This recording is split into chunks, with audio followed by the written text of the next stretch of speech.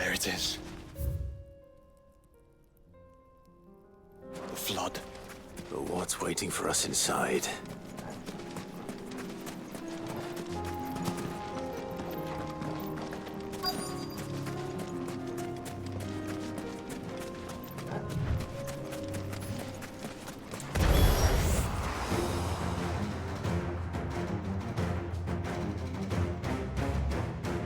We can't leave a single one alive.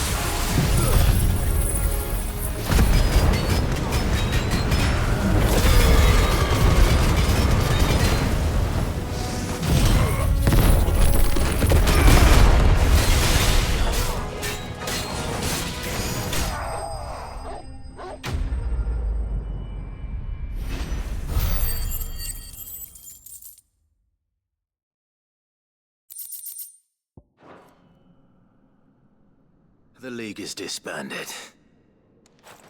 I should get back to Dalimil and see how the others fared.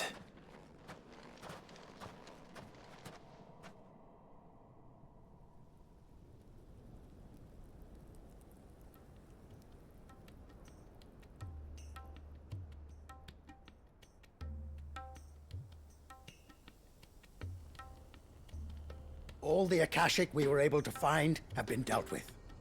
Seems that might be the last of them. Last of them here, perhaps. Lubo, Sir Clive has returned. Clive! What news from Charatina?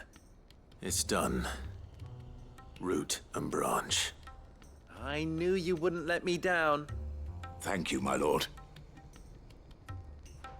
Friends, the Horde has been driven back. The Akashic have been defeated. And we need not fear the arrival of any more, thanks to Clive. Victory is ours. We bloody did it! We saved Dalimil. Lubor, allow me to apologize. After all you have done for this town, we should never have doubted you. But we did. And for that we are truly sorry. We only hope that you can forgive us. We need you, Lubor. Dalimil needs you. So, if you would still like to be considered for the position of mayor, you have our backing. You do remember that I'm a bearer, don't you? We do. But that is not a stain on your character. It is a stain on ours. We thought only of what we perceived bearers to be, not what you truly are. The man who saved Dalimil twice over. I see. But I will only accept your proposal on 2 conditions. Name them. Firstly, that you will both do everything in your power to rally your people to my cause. If the Town Guard and the Merchants League do not accept my leadership, it will be doomed from the start. Unity is the key to defending Dalimil, and I do not doubt that we shall need to call on our combined strength again. When that time comes, I will expect us all to pull together, just as we did today. Of course. You have our word. And secondly, you will accept that if I am to lead you, the mistreatment of bearers must end here in Dalimil. Any bearer within our walls shall be afforded the same rights as any other citizen. They will not be judged by what they are, but who they are.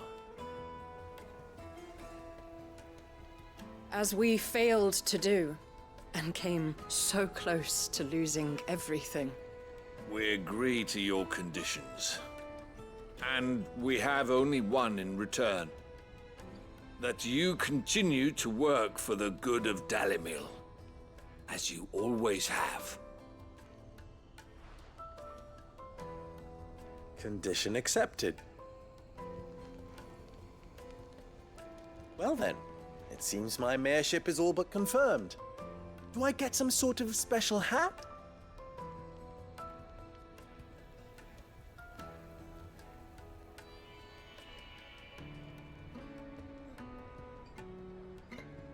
How fickle fate can be. Not so long ago, I had resigned myself to leaving Dalimil in disgrace. And now, I find myself her leader. Here. For everything.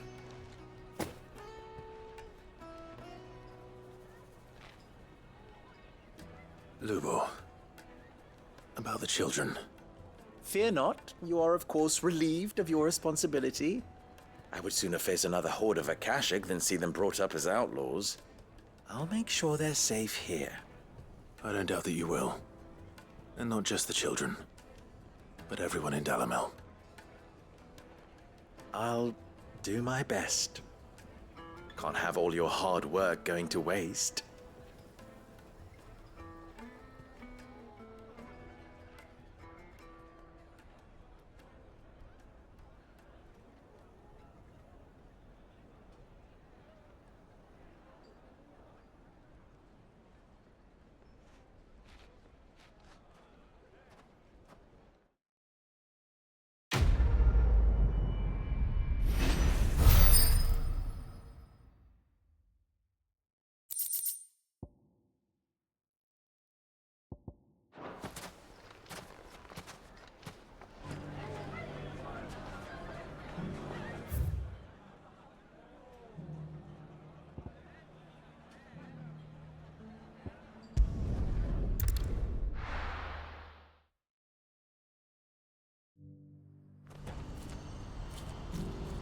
Do you see that too?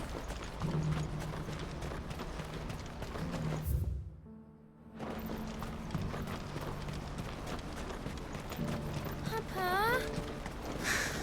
What is it? Oh, please. Just make it stop. I'm scared.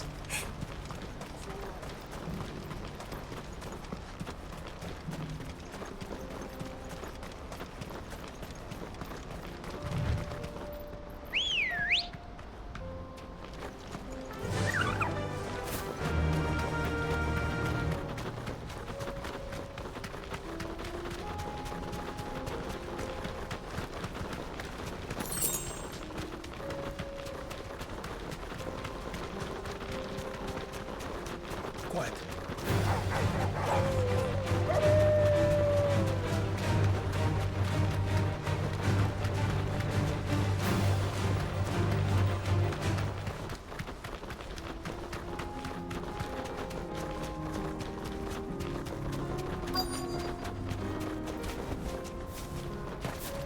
It can't be Rutherford, can it?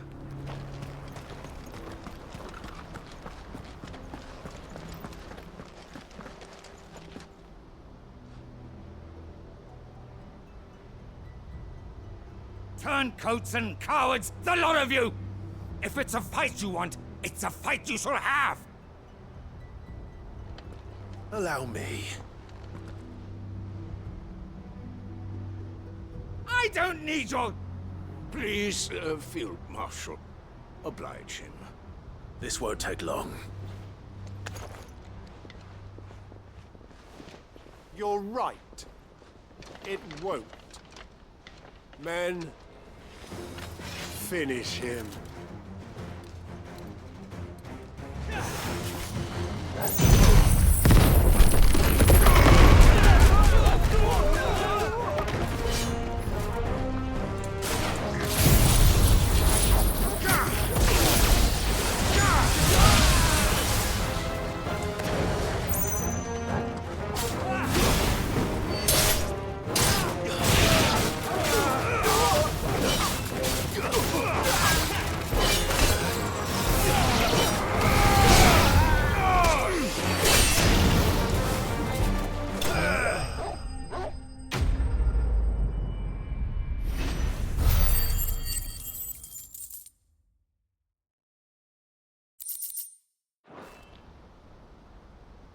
A little longer than I'd have liked.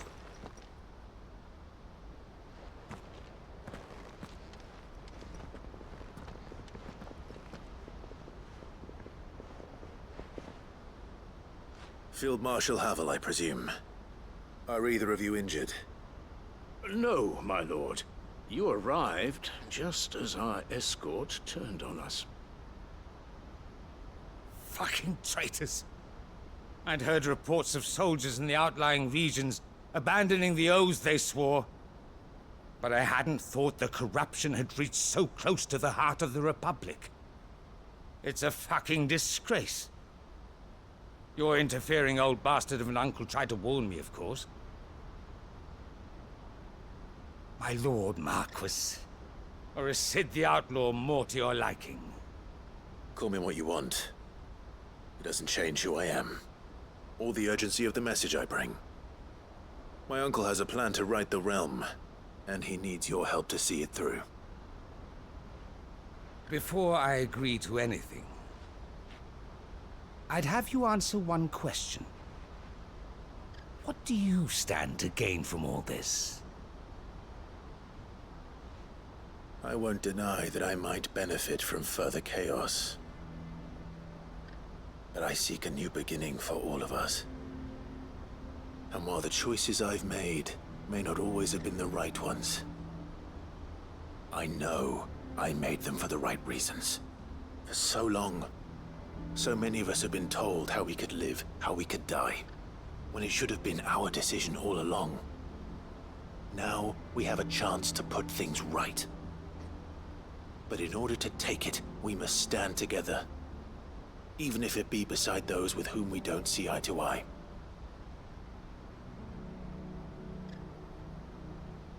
Certainly not the words I expected from an outlaw. But perhaps your uncle was right.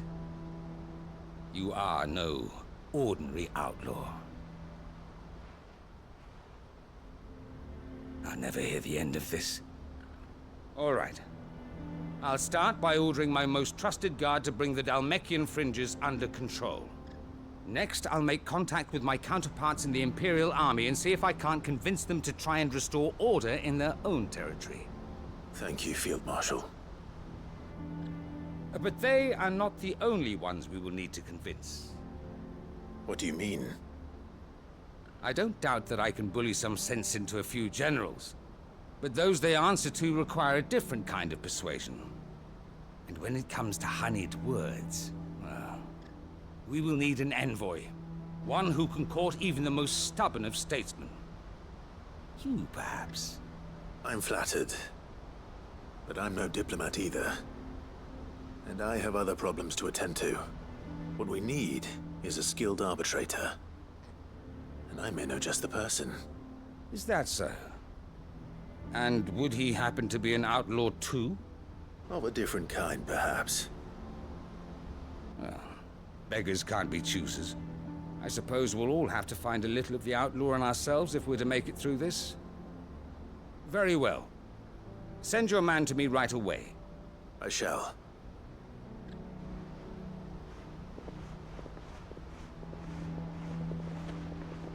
My Lord Marquis. Your Lord Uncle bade me escort the Field Marshal to his manor in Port Isolde. And I will see that my associate joins you there. Very good, my lord.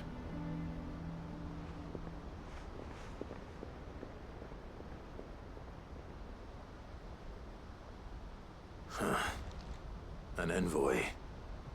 I'm not sure I'm the man to talk anyone round. I can barely convince my brother to take his medicine. No. This is a job for someone with experience. Someone like Quentin. I hope I can convince him at least.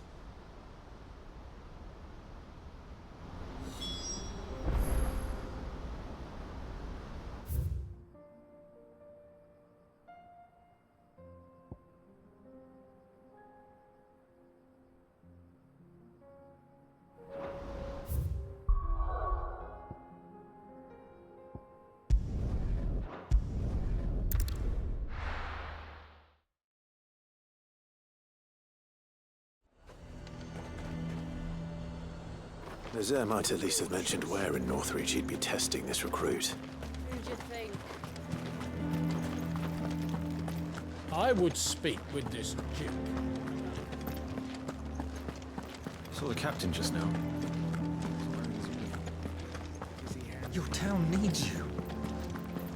I need you.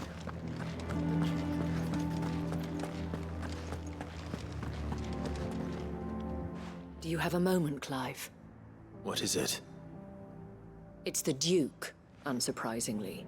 His Eminence has assumed full control of the garrison and put every able-bodied man to work on the fortifications. The town was left all but unguarded, so Philippe was compelled to form a citizens' watch to fill the void. And though my dear boys have been characteristically willing to assist him in this, they want for bodies. So I was wondering if you would lend them your strength, that the people of Northreach might sleep easier, if only for a few nights. Of course. Whatever you need. Thank you, Clive. What would I do without you? Philippe told me he had men stationed at... Where can I find the mistress of this establishment? Here, my lady. To whom do I have the pleasure of speaking? My name is Sabine, and it is my displeasure to be the daughter of the Duke of Oriflamme, who I understand is causing you and your town no small amount of trouble. I wish to speak to you about what might be done. Very well. Let us speak. I trust you'll forgive me, Clive. Absolutely. Our conversation can wait. Please, proceed. As you know, my father is a most overbearing and supercilious man, and I join you in objecting to his every action. Indeed, I owe you my thanks for continuing to argue against his reckless plans. Yet I fear he is not one to be swayed by reason. No. He must be made to face the consequences of his actions. And who would make him do this? I would. Myself and several other like-minded individuals. Were you to join us, we would surely have the strength to drive him from Northreach for good. Does that not seem a trifle...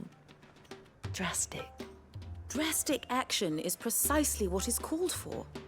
Unless you are content to see your people downtrodden and dispossessed. My father would have it that citizens exist only to serve the Empire. That they should be forced to make every sacrifice to ensure her revival. But he is wrong. It is not the people who must serve the Empire, but the Empire who must serve her people. He's always been like this. Scornful of the opinions of anyone he judged beneath him. But he cannot be allowed to ride roughshod over the common folk any longer. We must fight him by all possible means. Fight him? No. My purpose is to quell the tension in Northreach, not to stoke it.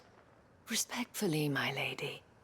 Our only chance of saving this town depends upon every one of us uniting against our common enemy.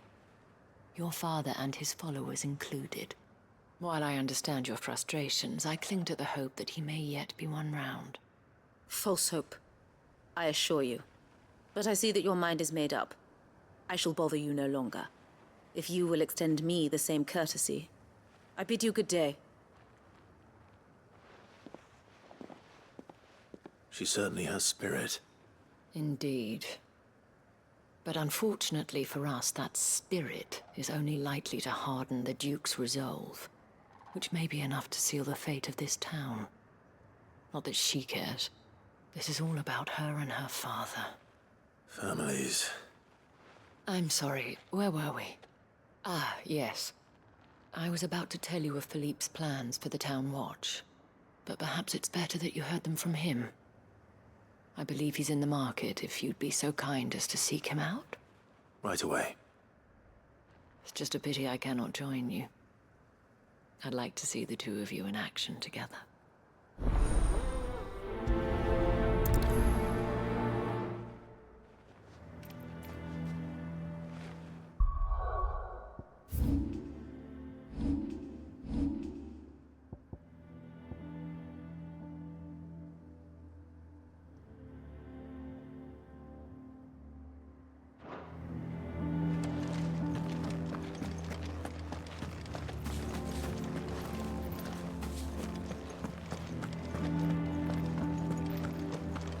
Your town needs you.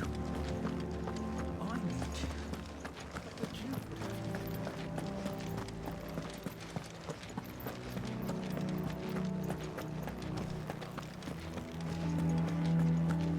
What does the dame have to say about all this, I wonder?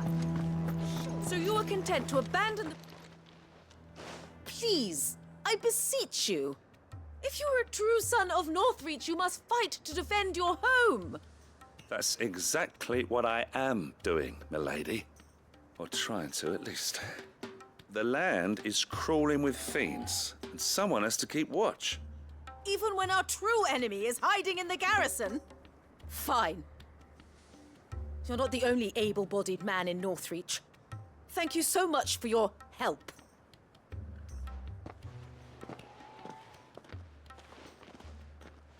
She cornered you too, then? Could hardly get a word in edgeways. Like father, like daughter, eh? She made an uninvited appearance at the Vale earlier, hoping to convince the Dame to join her in fomenting rebellion. I bet that went well. Her ladyship seems to have a way with people. Anyway, what brings you here? Our mutual friend thought you might welcome some help. Oh, she did she? Right as always. In fact, you're just the man. We've had some reports, you see. Sightings of, you know what. They're back. Seems that way. All over, too. We haven't been able to confirm anything yet, but if you're willing, you could go and see what's what. Right. Where should I look? You know Grieger's Weep? One of the sightings places them somewhere on its shores. I'm on my way. Thank you, Clive. I'll look into one of the other sightings. Let's rendezvous back here later.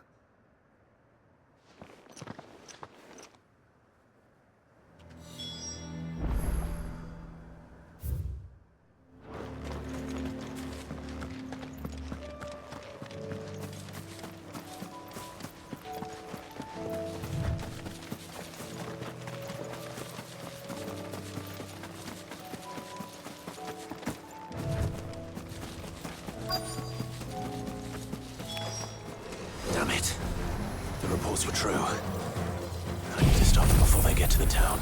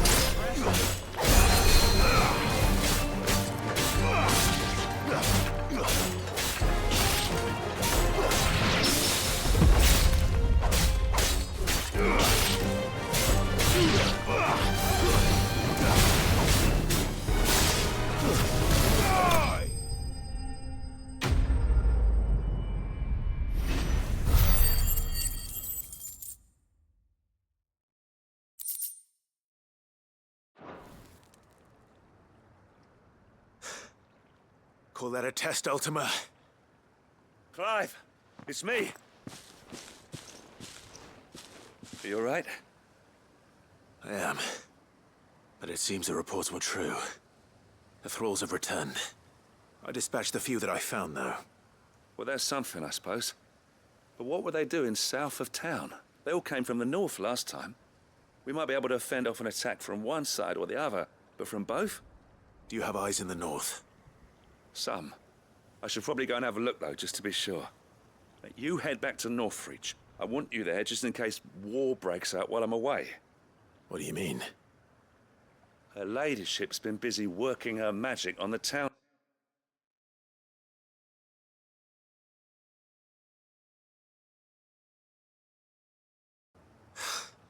This is exactly what the Dane was afraid of. I'll do what I can to calm things down. Be careful out there, all right? Don't worry, I'm not like you. One sniff of those things and I'm running back to town screaming blue murder.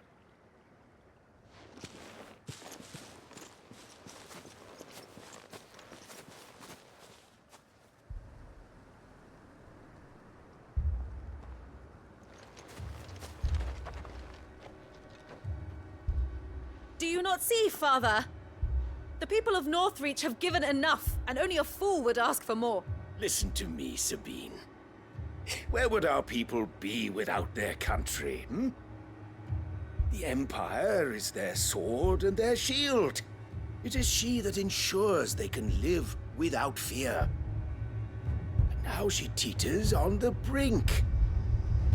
Without their sword, how will the people fight? Without their shield, how will they protect their kin? Can the unarmed stand against the advancing hordes? No. But there is yet hope. A new shield, a new sword. A new empire. We can rebuild Sanbreque, just as Great Griga wills it. Perhaps we could, Father. But we don't want to. Not if it is built on the broken backs of the people. Please, let us not quarrel in the street. You must see that no good will come of this. Our fight is not with each other, but with the threat that draws ever closer to our gates. A threat that your sword has yet to rid us of, Your Eminence. You will hold your tongue, whore! You may have filled my daughter's head with your heresy, but I will not be corrupted. Corrupted? Your daughter's opinions are her own, as you would know if you had ever deigned to listen to her. At least I hope they are your opinions, and not posturing born of a family feud. Northreach deserves better than that. Northreach deserves better than you, Carla. Yes, I know who you are. The slut of Twinside who bedded a Branded. Jealous, are you? That a woman might choose a bearer over a pious man of Griga. Clive! I met a swarm of thralls coming south from Oriflame. Hundreds of them. Too many to count. Oh, fuck. No. Work on the fortifications has scarcely begun. We will retreat to Caer Norvent and there make our stand. Did you hear me? That was an order! While this is but a heartfelt plea, let us make our stand here and protect our homes. Protect those that we love. Together, for Northreach!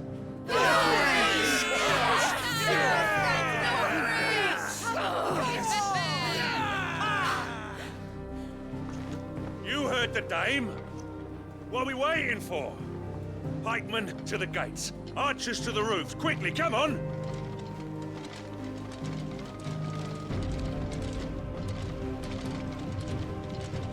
But she is but a common... whore, yes. And we'd follow her to the gates of hell.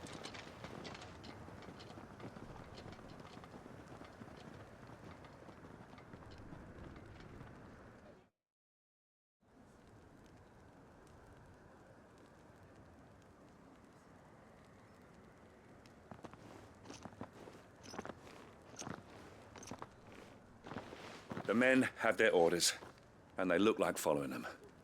I got them spaced out at regular intervals. Whichever direction the thralls strike from, there'll be someone there to meet them. Thank you, Philippe.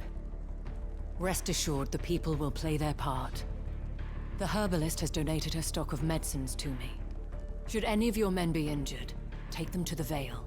We'll see to them there. Thank you, milady. I will. I'll play my part too. You still want for numbers. Unlike the enemy. I only hope I can go some way to evening the odds. Philippe, can I leave the south in your hands? I doubt the thralls by the lake were the last of their number. Of course. I'll lead a party down that way so we don't get taken by surprise. What about you? I'll make my way up the road to Oriflamme. I fought a few of these things. And while I can't promise to hold them all back, I should be able to thin the herd. All right. But take care. Thank you. Both of you. You can thank us when it's over. Till then, madame.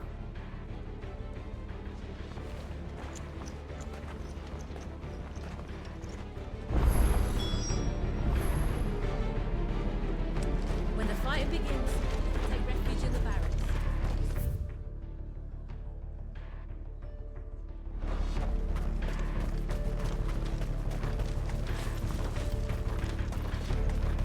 I want steel in the hands of every man.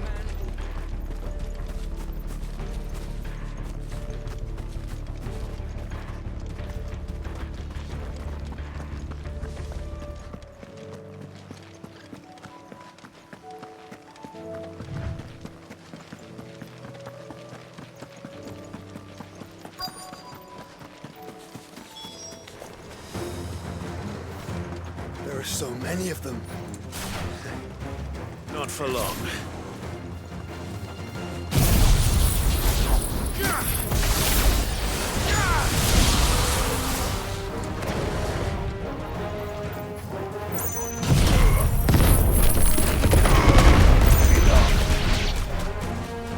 Farewell.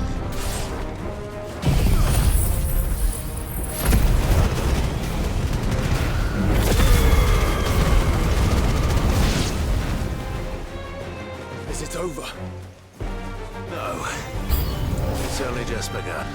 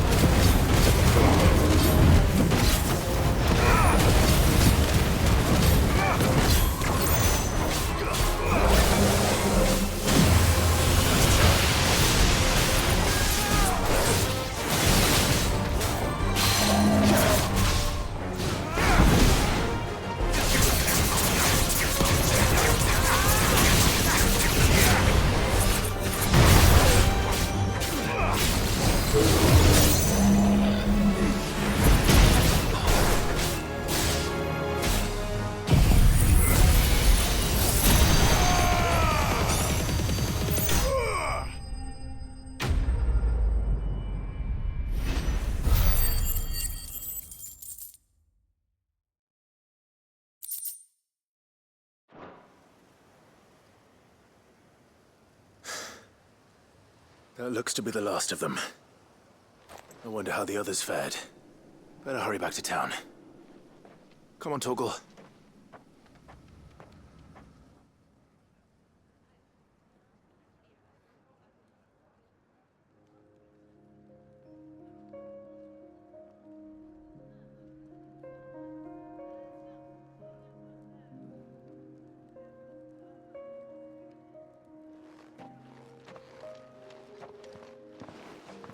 Clive, it's good to see you. And you. The road to Oriflamme is clear. How did you and your men fare? Well, we ended up fighting for our lives down by the lake. Took a few nicks, but nothing the girls of the Vale can't put right. Glad to hear it. Well, it seems we've survived. For the time being, at least. I thank you both for answering the call. You were right. And I was wrong. About everything. I had thought that the only way to unite the people was under the banner of Empire. That without a strong hand to guide them, they would drift apart. To be borne hither and yon by the eddying currents of fate. But you brought them together. Not by force, nor by the exercise of goddess-given authority, but by simply being one of them. By knowing what they feel, because you feel it yourself. Our purpose was ever the same, Your Eminence. You were merely distracted by a loftier vision of empire and glory, while our eyes beheld matters closer to home. You have the right of it again. As did you, Sabine. His Radiance said it himself. Sanbreque is naught without her citizens. I forgot that, and I am sorry. I'm sorry too, Father. I should never have taken things so far. I only wanted you to understand how the people felt. How I felt. But my anger got the better of me. Do not blame yourself, my dear. This was my doing. I should have listened to you. To all of you. Your Eminence, your Ladyship, I do not doubt that you came here with the best of intentions. But I believe the same could be said of us all. We all want safety, security, prosperity. Not just for Northreach, but for the entire realm. And we may yet achieve it. If only we work together. Will you join us in this? Yes. We shall. Thank you, Your Eminence. Now that that is settled, I must go and see to the wounded. The Vale's doors are always open to any soldier in need of relief. And today there are more than ever before.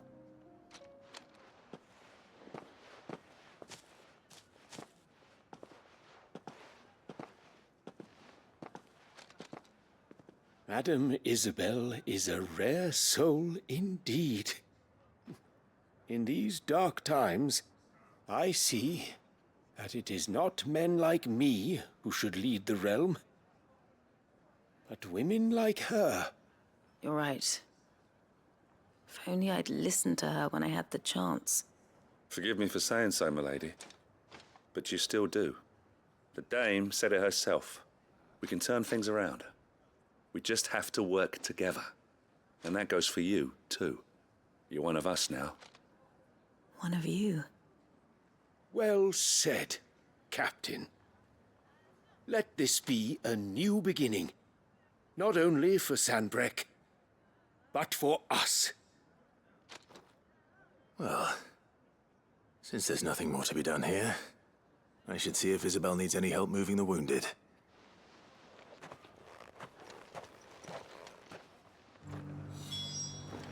Can we get you anything?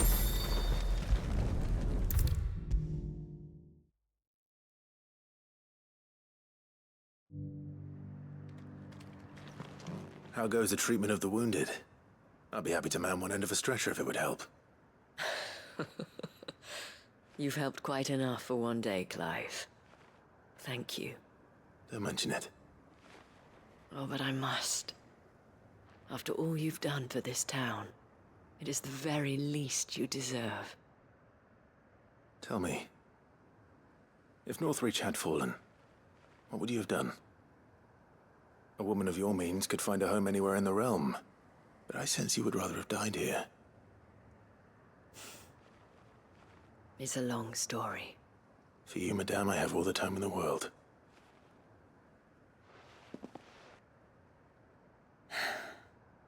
Very well. Long ago, I had a life in the Crystalline Dominion. I was Carla then, courtesan to the nobility. So sought after was I that it was only they who could afford my time. Alas, those halcyon days were not to last. For naive as I was, I fell in love with a bearer. He was my master's guard, the gentlest man I have ever known. After they discovered us together, he was whipped bloody and forbidden from ever looking at me again. And so we fled. Not that we had anywhere to flee to. We wandered, aimless and starving, half dreading, half praying that the next day would be our last. Until we found ourselves here, in Northreach. It was the Veil that took us in, that fed us, clothed us, and healed our hurts. Those that could be healed, at least. My love was already too far gone. He passed away. He did. Not long after we arrived. But at least we were able to share a few moments of peace before the end. It was the greatest gift I have ever received. But the generosity of this town and her people did not end there. The men and women of the Vale supported me through my grief. Shared in it, though I was still a stranger to them. They treated me like a sister. And so I swore that I would always do the same. That I would return the kindness that Northreach showed me. That I would repay my debt to the Vale.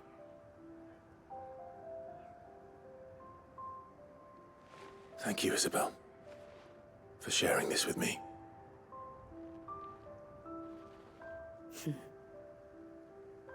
You're a lot like him, you know. Perhaps that is why I have such a soft spot for you. Never stop fighting, Clive. And I shan't either. I know that it will not be easy to keep Northreach together. But our efforts will be rewarded. Just look at us now. The people, the soldiers, even the Duke of Oriflamme and his daughter, all united in defense of this town that we have come to call our home. And what of you? Can we count on your support too? Always.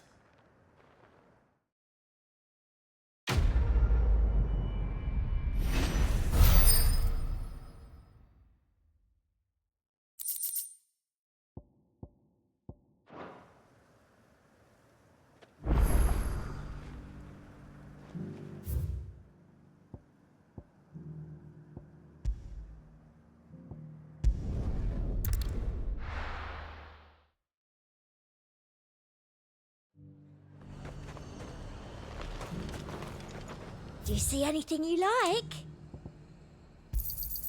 I do like a customer who knows what he wants. And how might I help the garrison today?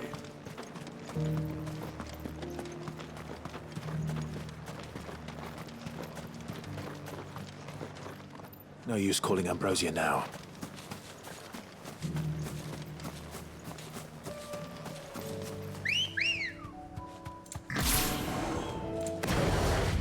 Let's go.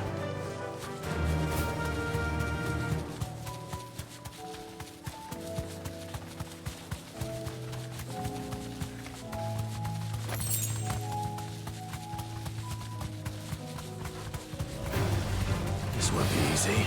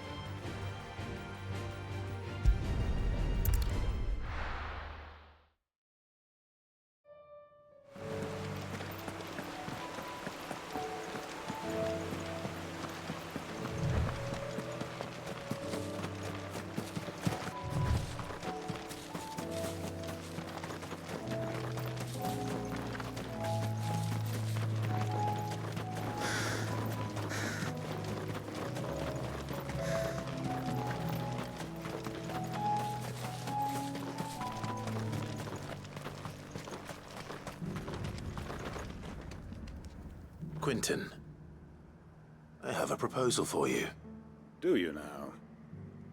Something tells me you'll be asking more. Go on then.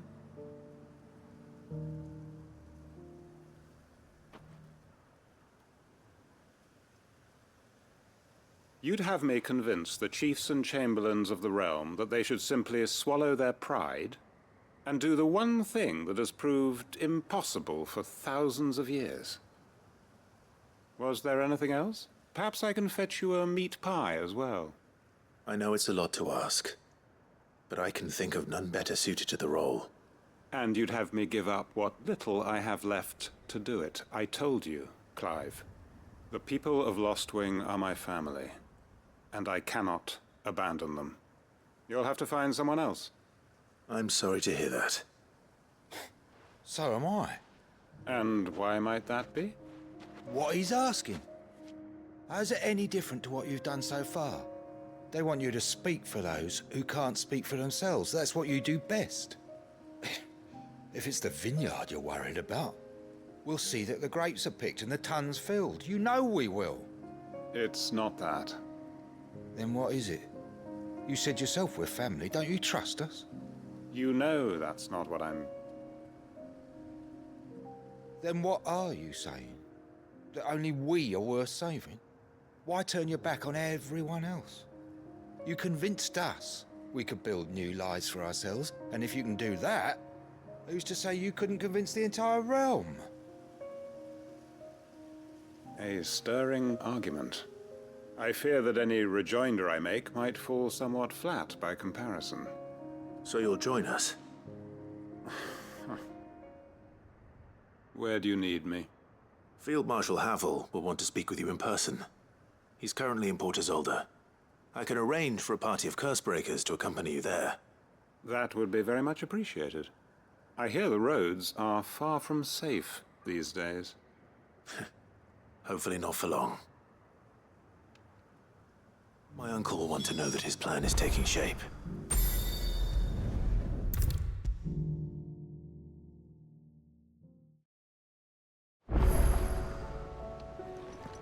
Uncle, I bring good news.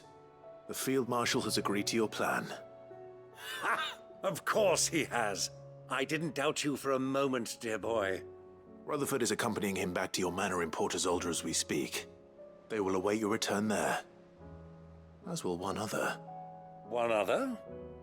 Who, exactly?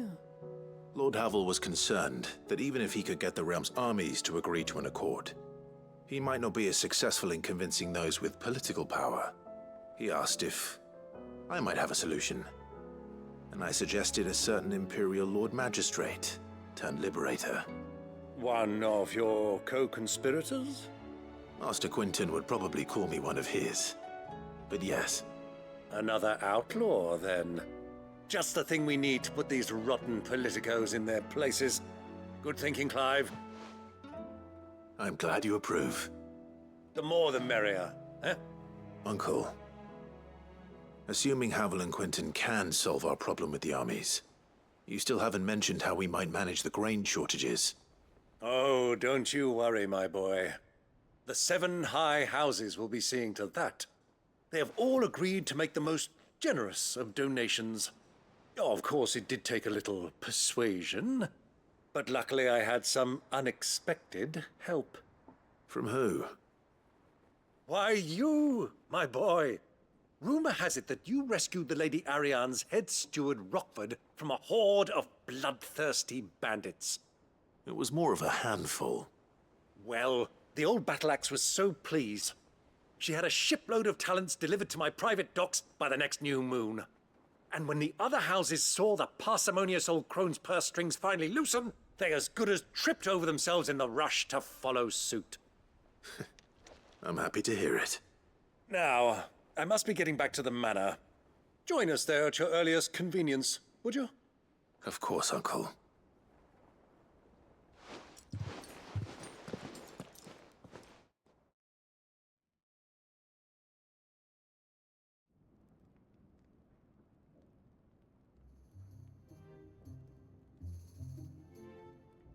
And how, pray tell, will we get that grain to the capital if the roads are still overrun with Akashic?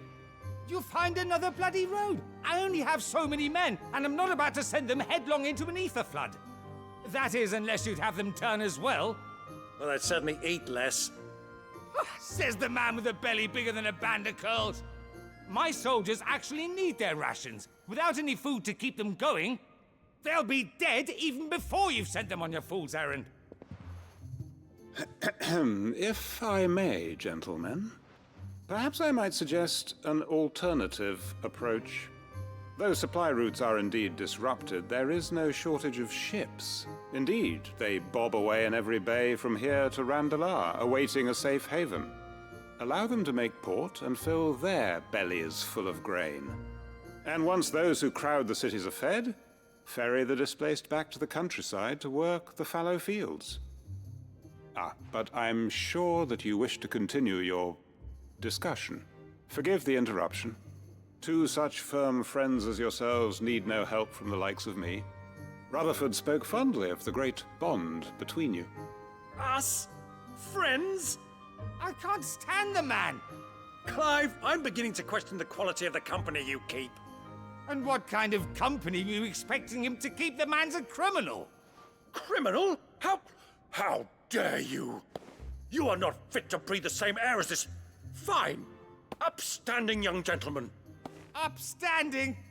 He calls himself Sid the Bloody Outlaw! Once more onto the breach.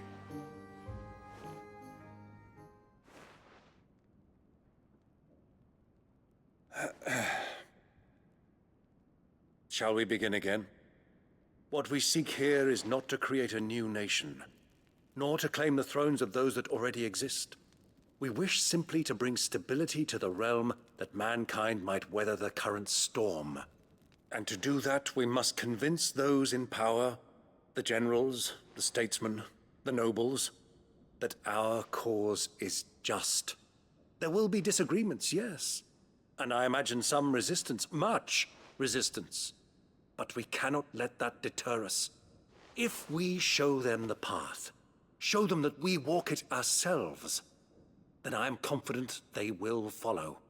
The fate of the world lies in my nephew's hands, but the well-being of her people lies in ours. And we must not squander the chance that Clive has given us. Uncle Byron, Now, with that settled, let's move on to the signing of the Accord. For what great moment in history hasn't been accompanied by a little ceremony?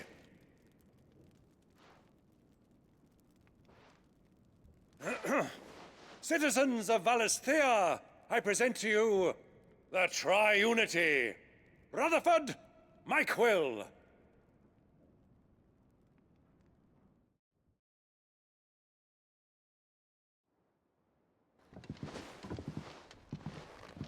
Well, my boy, the stage is set. That it is.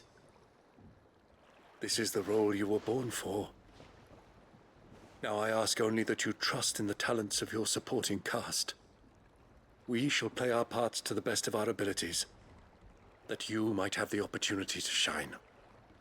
The realm needs its Sir Crandall. And there is no better Crandall than you, Clive. I want you to keep this signed accord as proof of our faith in you. I will. Thank you, Uncle.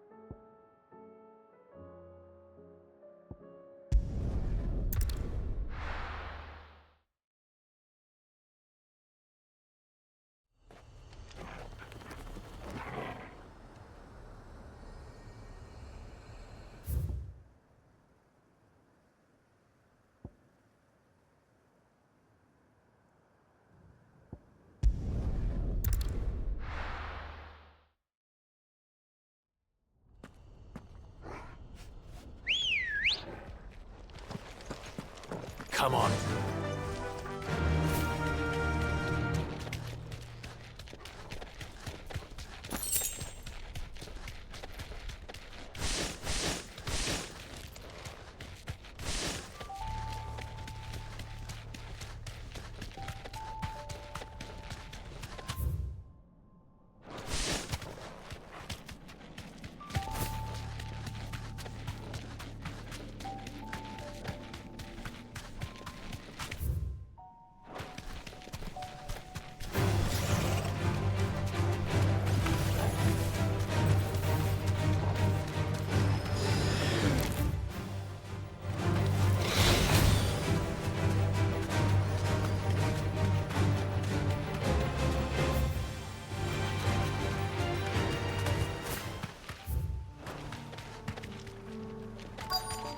This be Nickelbug. Thanks, Gal.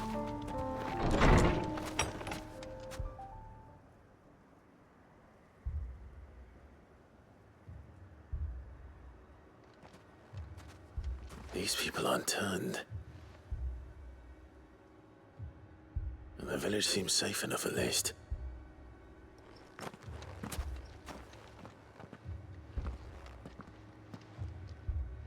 What is going on here?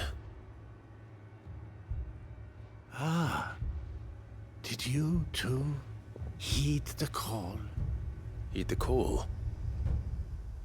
No, I came here looking for someone. To be honest, I wasn't sure I'd find him here. Let alone all of you. Is that so? What are you doing here? Is this where you live? It is my home. The others, they heeded the call. You keep saying that. What do you mean?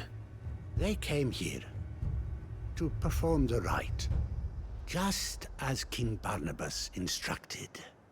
This village is their altar, where they shall cast their shoals upon the gentle waters and give themselves to the Lord. Give themselves? Oh, Lord, cleanse us of our sins. Let us be reborn in your loving arms. Free us from the torment of this mortal realm.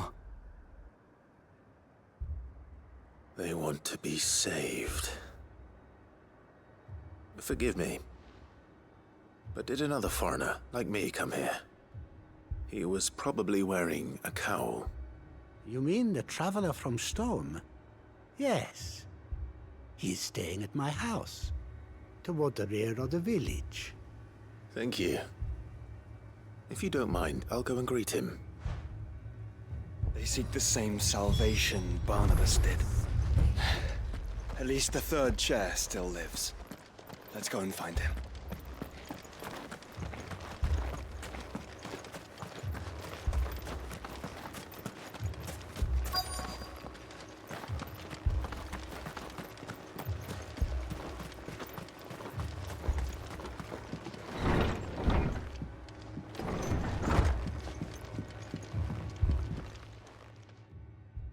Excuse me. Are you with the Undying? I am. And so it would appear, are you. Lord Rosfield, if I am not mistaken. That's right. And you must be the third chair. I am. Cyril was worried for your safety. He sent me to find you. Then I must apologize. I did not mean to trouble the bearer of the burning quill. Much less you, my Lord Marquis. He said that you had failed to report. Is there a reason for that? I came here to study the followers of this new faith. But the more I learned of them, the more my own faith began to falter. You have seen them at their prayers, have you not? They devote themselves to the veneration of their Lord with a fervor I have never seen before. Praying night and day that they might be rid of their wicked wills and reborn in their Saviour's light. Not that they might be granted respite from their worldly woes, but so that they might continue to serve him. Serve him with all of their beings. I, too, swore to devote my life to the service of my Lord and Master, but this... 'tis different. It is more. And so I would see it through to the end. See these people safe, that they might achieve their dream. That they might do their duty to their Lord. Even if it should keep me from doing my duty to mine. You do understand what their dream is, don't you? I do, my lord. They would cast aside their wills and become Akashic. I know that it may be hard to believe, but to these people, that is the very essence of salvation. Forgive me, my lord, but I must remain here. If you are to return to Master Cyril, I would consider it a great... Did you hear that, my lord? Something is happening. I'll go and find out what. Stay here.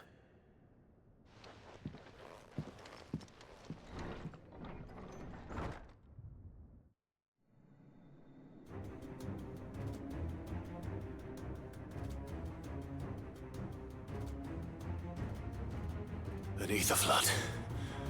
Oh no. There must be something I can do.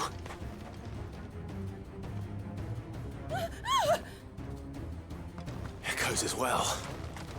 Found her. Ready, brother?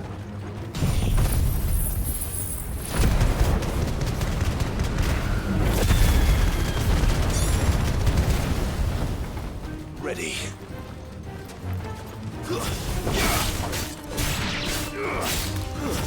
Stay down.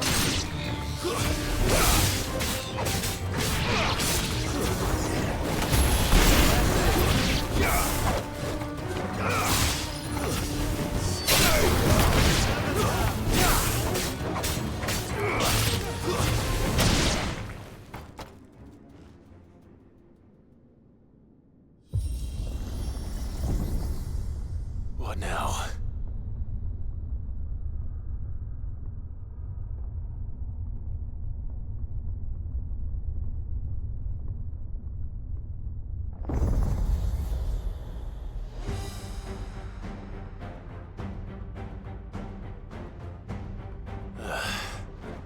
We meet again. I've killed your kind before.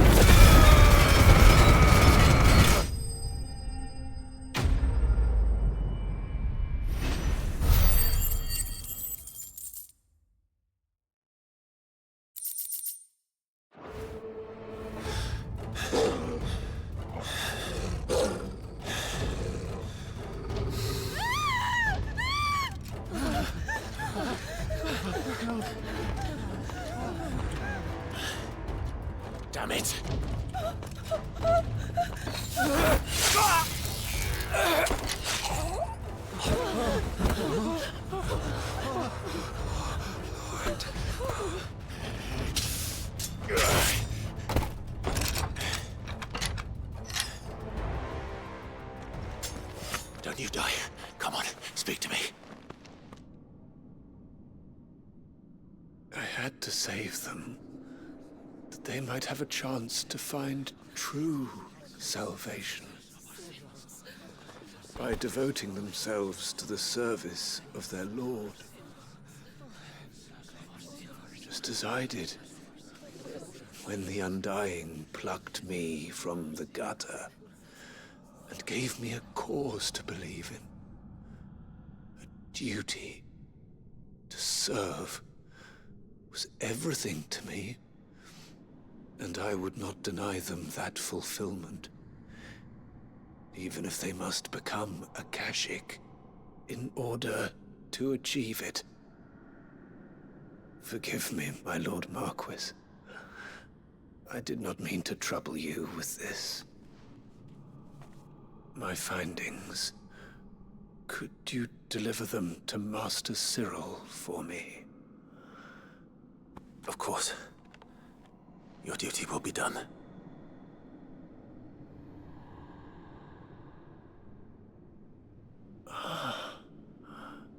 Look, my lord. They are saved.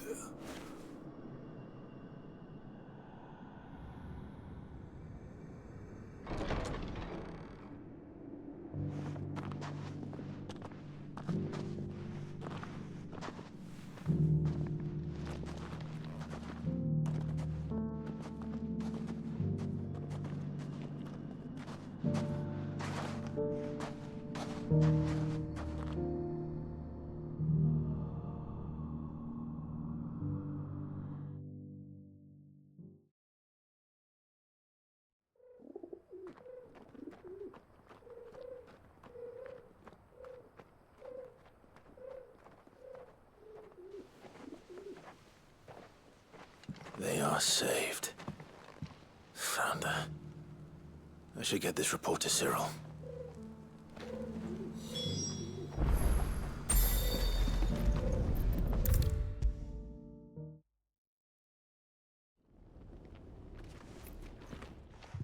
My Lord Marquis, welcome back.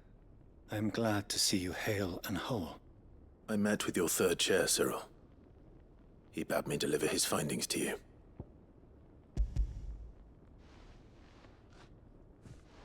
Thank you, my lord. He remained in Ash? He died protecting the villagers from an echo. I buried him in Mickleburg. I'm sorry that I couldn't save him. If you could not save him, no one could.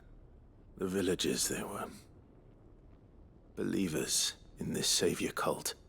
They prayed to their god that they might be unburdened of their wills. Then an ether flood came, and their wish was granted. Your brother sacrificed himself that they might live, even knowing that that life was death by another name. Then he perished defending liberty. A hero's end. For the right to choose how one dies is no less sacred than the right to choose how one lives. Sid would agree. He wanted to build a world where people could die on their own terms. A noble ambition. To die for one's cause is the most perfect expression of one's faith. It matters not how misguided others might judge one's decision to be, only that the decision is one's own. We live according to the teachings of our order. We believe in them, we protect them, and yes, we die for them. For better or worse, that is our creed.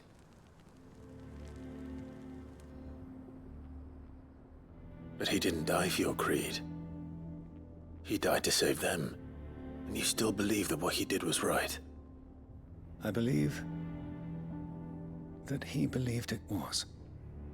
We of the Undying are not slaves, but willing servants. And this was his will, the ultimate expression of it.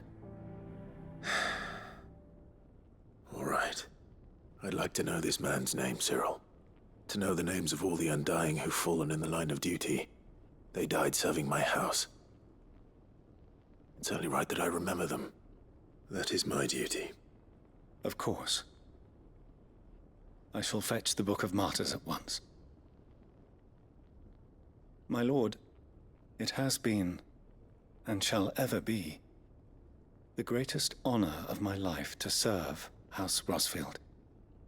Though our duties may differ, yours is no less important. I pray with all my heart for your success.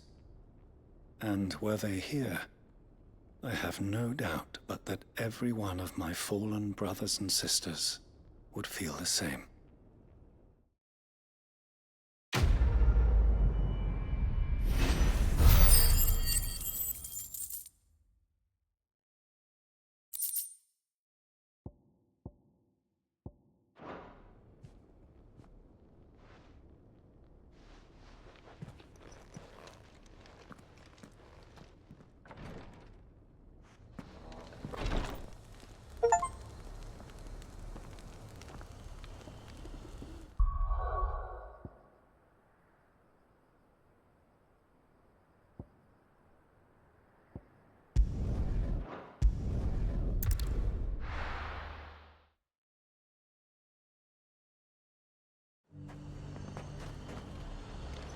Garrison said they'd take another 100. I'm nervous. Well met, Cid. This is the initiate. Ember, present yourself. At your service, master. Please, just Cid. There are no masters here. Your life is your own. Oh, of course. Thank you, Cid. The sergeant says you'll be evaluating me at my trial. To become a scout, yes. You are aware of the dangers inherent in that role. I am. But I swore I'd face them. Just like the man who saved my life. And who would that be? Gav. It was him who found me and freed me. No magic, no support, just one man and his nose. Came and sniffed me out. It taught me what one man can do if he puts his mind to it. And I've been training ever since, so that one day I can be someone's saviour, just like Gav was mine. I'm sure he'd be flattered. You clearly have good intentions, Ember. And it sounds like you're under no illusions. Stick to this path and you'll make a fine Cursebreaker. So, what? Have I passed? You haven't even started yet. Now listen.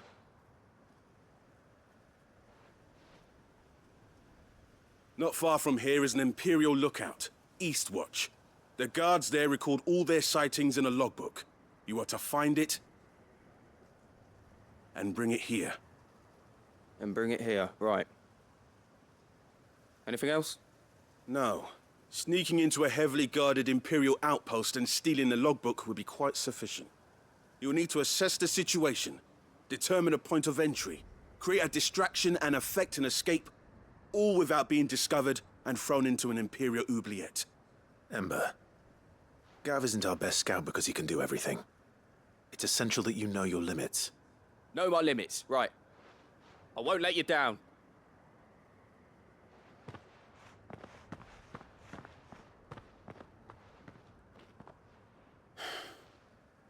It shouldn't be as dangerous as I made out. But keep a weather eye on him all the same, would you? On my way. All right, Ember. Impress me. Good girl.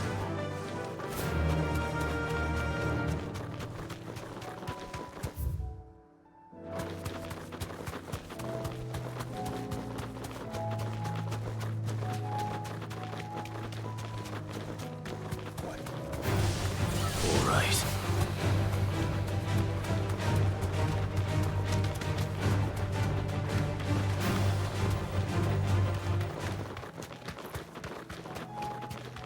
These are clean kills. Perhaps young Ember really is ready. Or maybe not.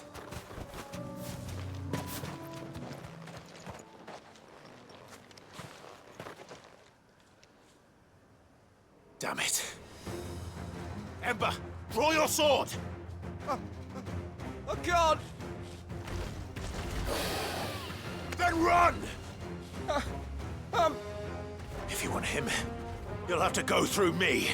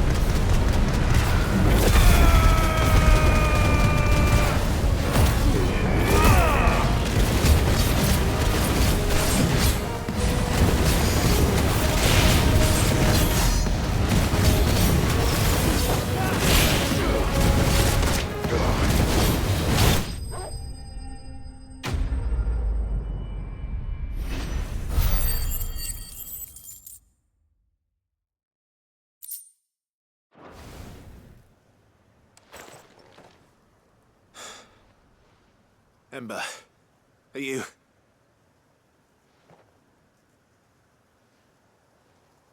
Gone. Of course. Scouts really are a rare breed.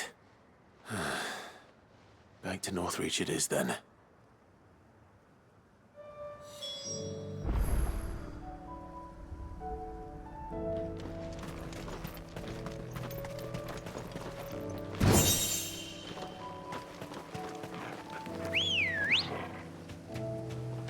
Let's go. Run like the wind.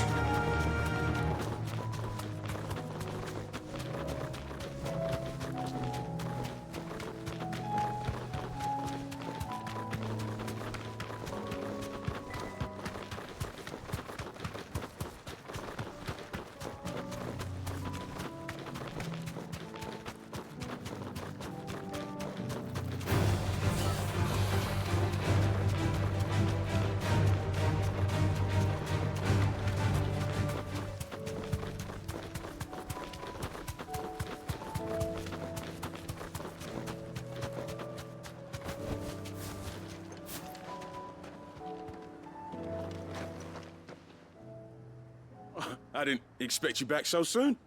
Where is Ember? How did he fare? I thought I'd find him with you. He must have fled. I followed him to Eastwatch, where I found him being set upon by a wild Avis. He was just standing there. Didn't even draw his sword. I had to step in and take care of things. But by the time I had, he was nowhere to be seen. I assumed he'd set off in your direction, but apparently not. I'm sorry, Cid. I knew the boy had a nervous streak, but he seemed like... The right man for the job? I believe this is the logbook you tasked me with retrieving. Eh? How did you... Don't you tell me you breached the tower while Cid was busy saving your skin. What? Wasn't that what you asked me to do? To bring the thing back without getting caught? He has you there, Nazair. And he did it all on his own. But Cid, he did what he thought was best. And now I have to decide whether I agree. Of course. We'll await your evaluation back at the hideaway. Don't you leave my sight. Yes, Sergeant.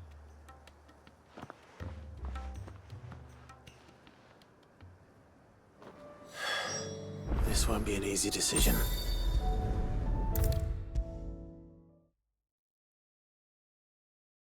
You should have seen him. The thing didn't stand a chance. Welcome back, Cid. Welcome back, Cid. Yes. Welcome back. Trip wasn't too much of a pain in the arse, I hope. Truth be told, it was me who suggested roping you in to help with the trial. But from what I hear, things didn't go quite as planned. No, they most certainly did not.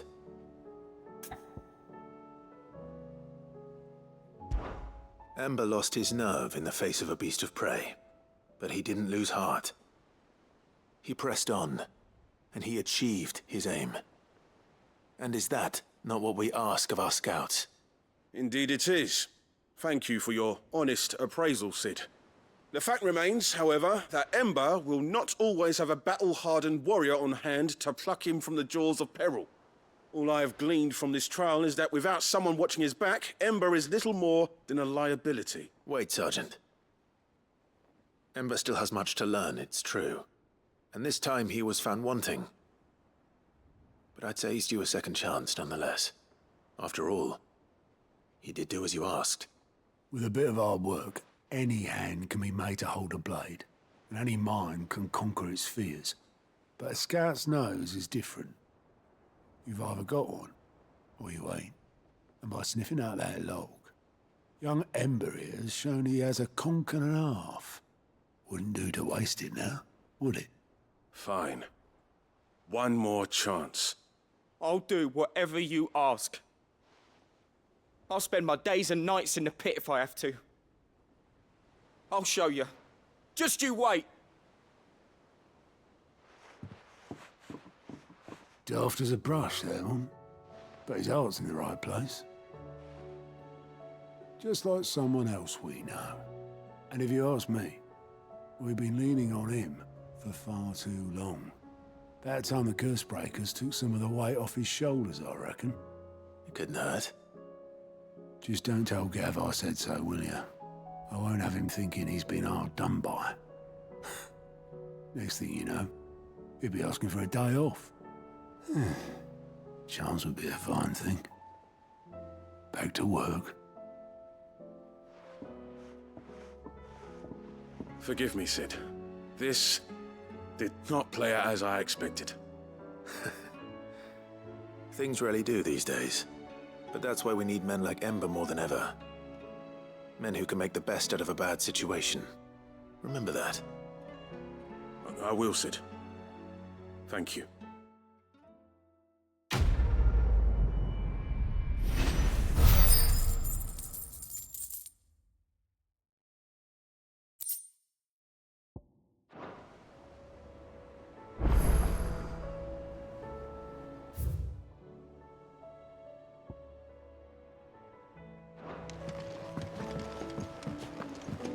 There's something about it.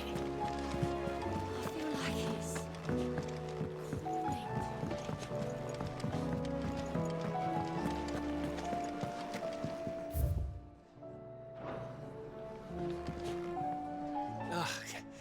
You all right?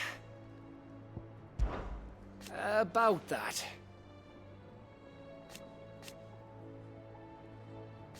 Oi!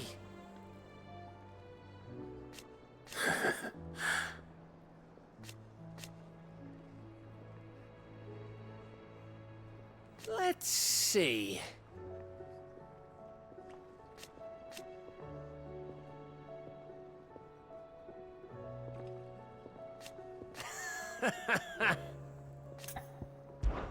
Something troubling you?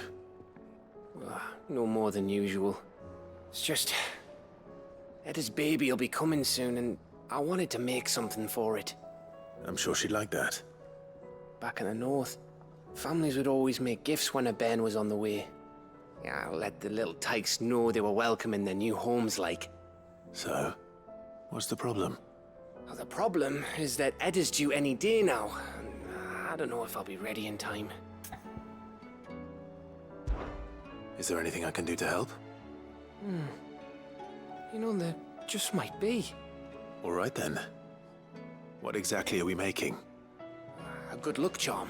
But not just any good luck charm. Not just any. No. One made from the feather of a silver chocobo. There's naught luckier in all the realm, or so we used to say back home anyway. Thing is, they're hard to come by. Had Otto and Karen check with their suppliers, but nothing. I'd try and track one down myself, only... Only the big day is fast approaching. And that's all you need, a feather. That or the bird whose horse it's attached to, aye. I was gonna start by asking around with traveling traders plying the northern borders. Well, there's no shortage of those passing through Martha's. I think I might make that my first port of call. I'll let you know if I find anything. You're a good friend, Clive. I won't forget this.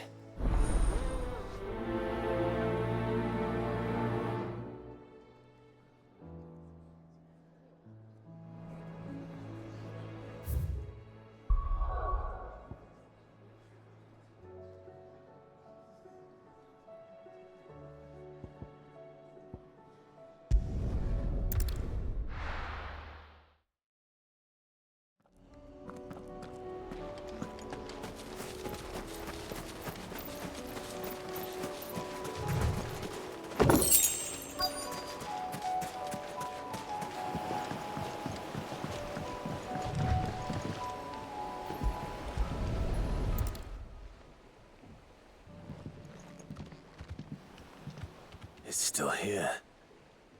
After all these years. A lot smaller than I remember. And you're a lot bigger. You might have to swim, boy.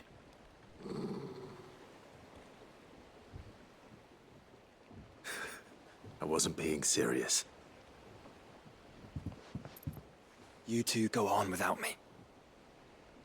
I doubt that boat will hold a third. If you're sure, we won't be long. Hop in, boy.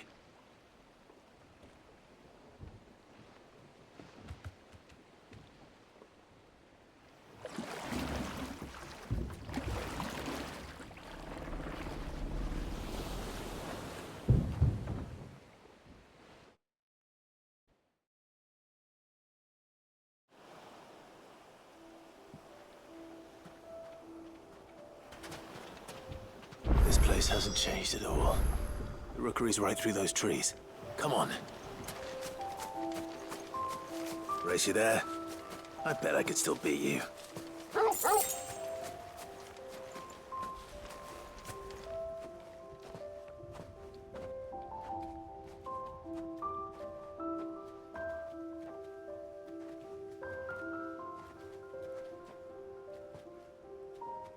Here we are. This was our hideaway. Wasn't it, Torgal?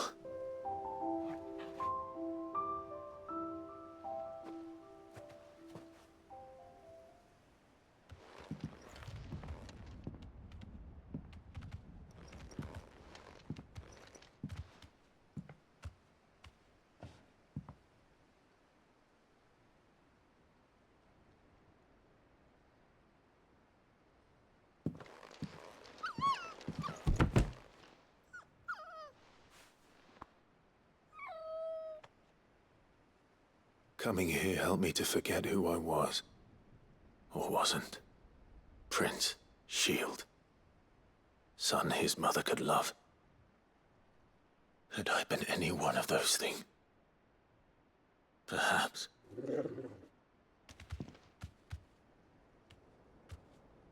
What is it, boy?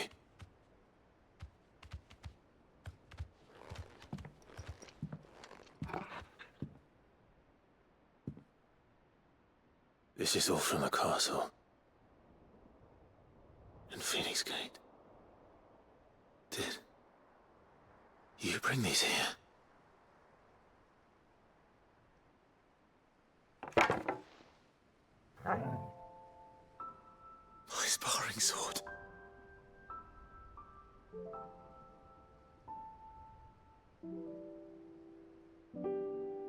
Well, well. You never stopped looking for me, did you, boy?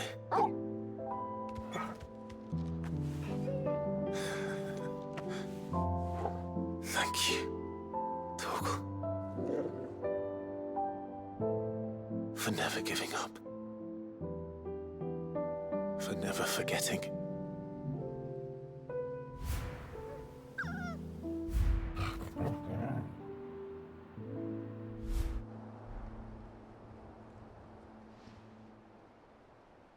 Let's take this with us, shall we? So I don't forget either.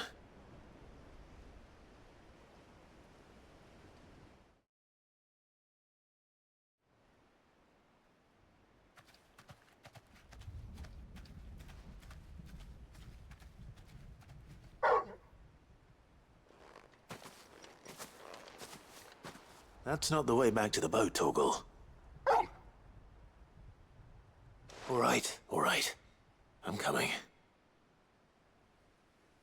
I think I know where we're going.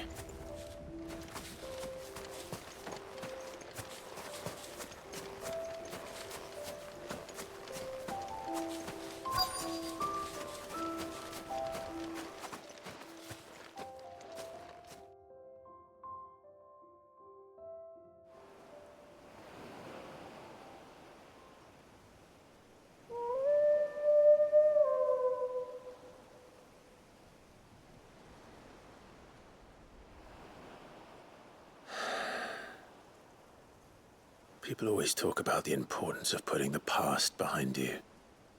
But without it, we wouldn't be who we are today. And we certainly couldn't steer our way to a better tomorrow. Come on, Torgal. Let's go home.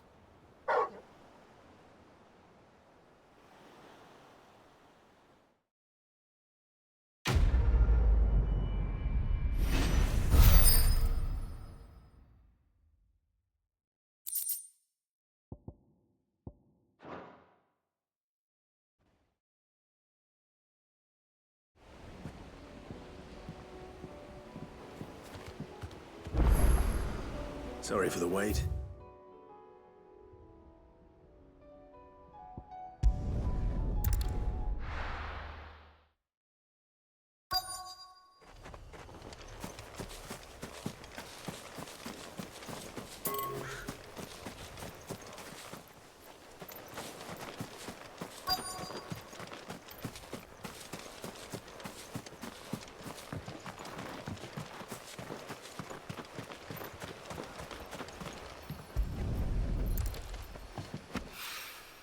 It's oil. After what happened here, it's a miracle there was any left at all.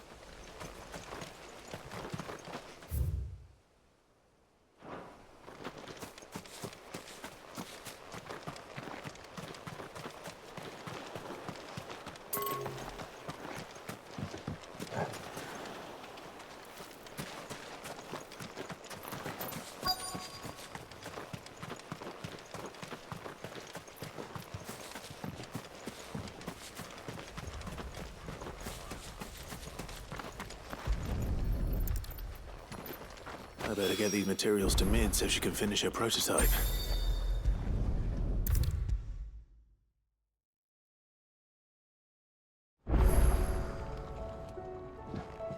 Mid, tell me this is all you need.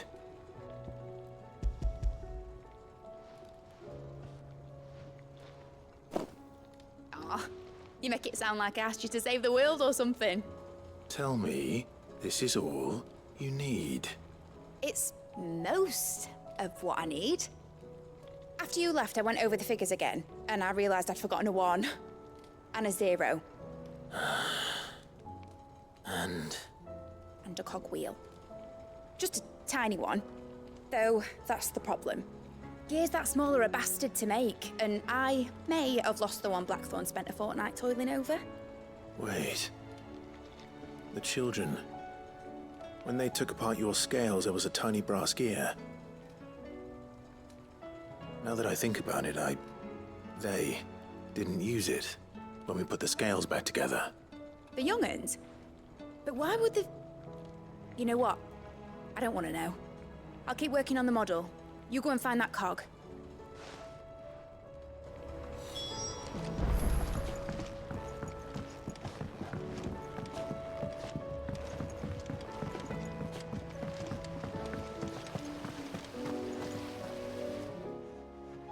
Cid! Is Mid still hiding from us? She wasn't hiding. She's fine. She's just busy working on her next project. A new invention? What is it? What is it? Is it an airship? I bet it's an airship! Do you think she'll let us help? That just so happens to be why I'm here. She needs something special, something only you three can provide. A brass gear. A tiny one. One that might fit on, say, a set of scales?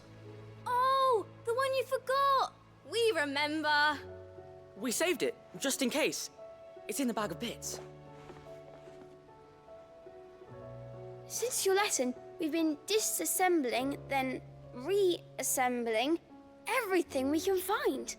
All the pieces that are left over, we keep under our beds, just in case. That's good to know. Look! I found it!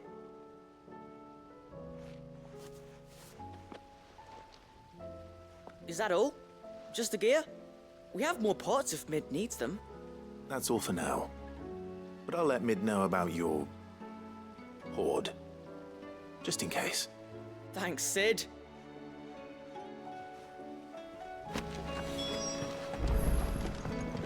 Has Midadol mentioned a new project yet? Not exactly. She seems preoccupied. Well, did they have it?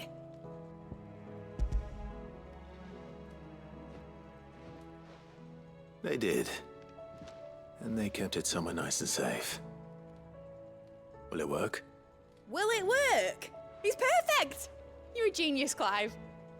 What exactly are you going to use it for? Only the most important job of all. The wings aren't going to move on their own, but with the right cog in the right place. Well, you just wait and see.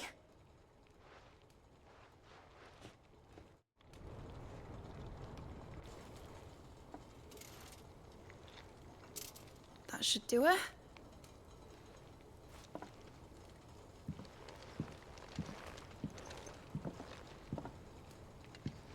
Here goes nothing.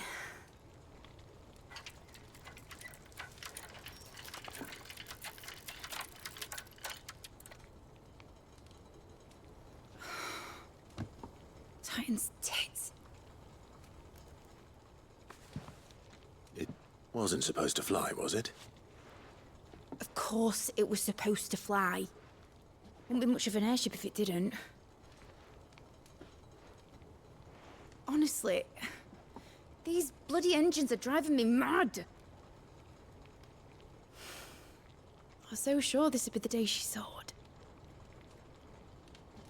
The Mithril engine was made to make dreams come true. But maybe this is one dream the world's better off without. Show folk how to take flying. It won't be long till they're raining death down on each other. People will lose their homes, children, their mums and their dads. Like I lost mine. I'm sorry. So am I, Clive. So am I. Sorry that I have to choose. Do I follow my head, or do I follow my heart?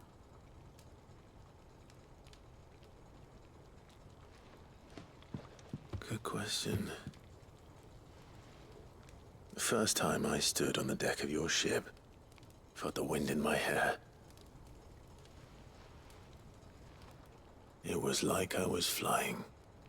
But imagine how it would feel to actually do it. My dad always said there were two ways of living life. Chasing a dream or shuffling to your grave. And he were right. Right about a lot of things. Not that I like to admit it. People need dreams to chase. Especially in a world like this.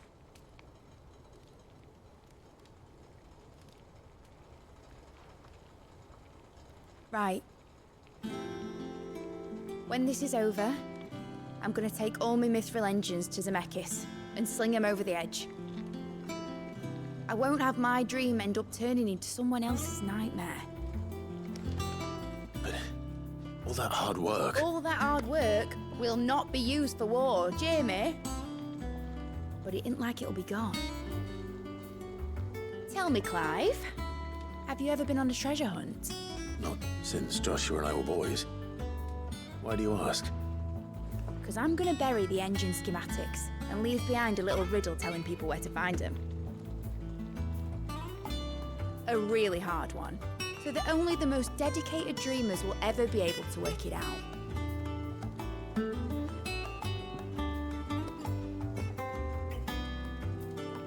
Ooh, I can picture it now. Some daft general squinting at the words with a gormless expression on his mug. Like that one, yeah. Right.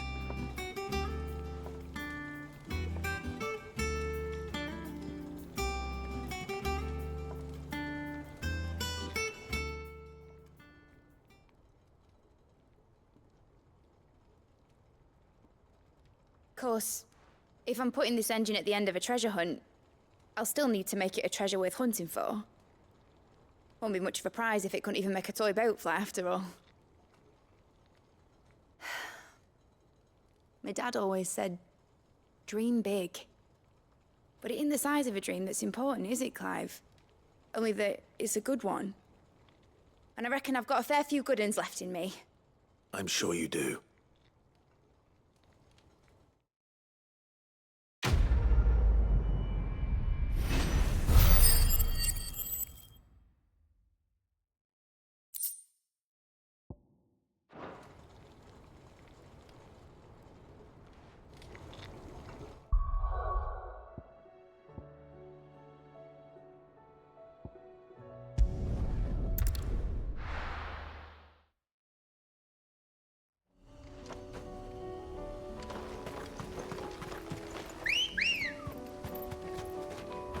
Ready, go?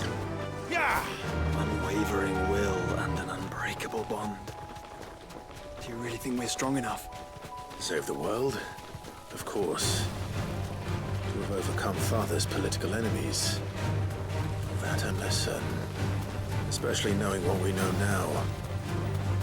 What Mother was truly capable of. Perhaps these bands would have helped. Knowing he was with us would have made all the difference. It's just back there.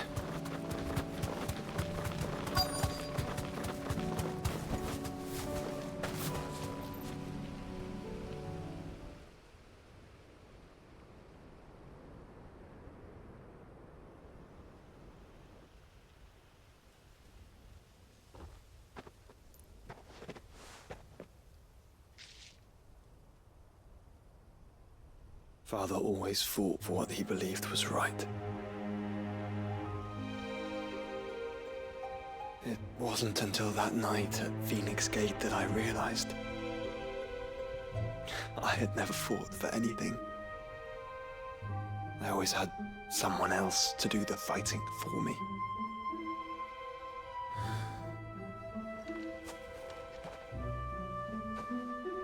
No matter how fate conspired against him, he never lost heart, never looked back, never stopped fighting. To me, he was the greatest of men. And I've been trying to live up to his ideals ever since.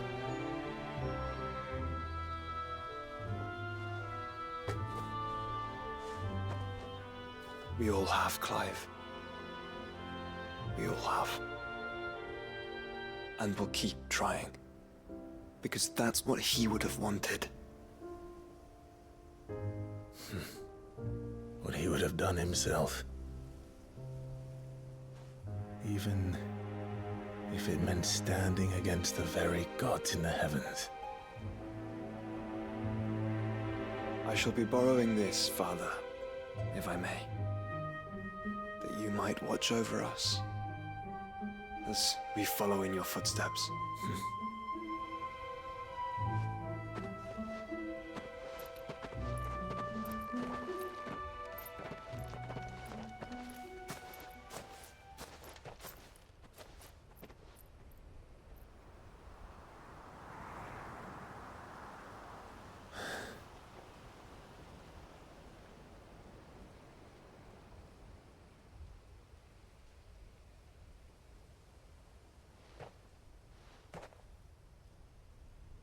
We won't lay you down.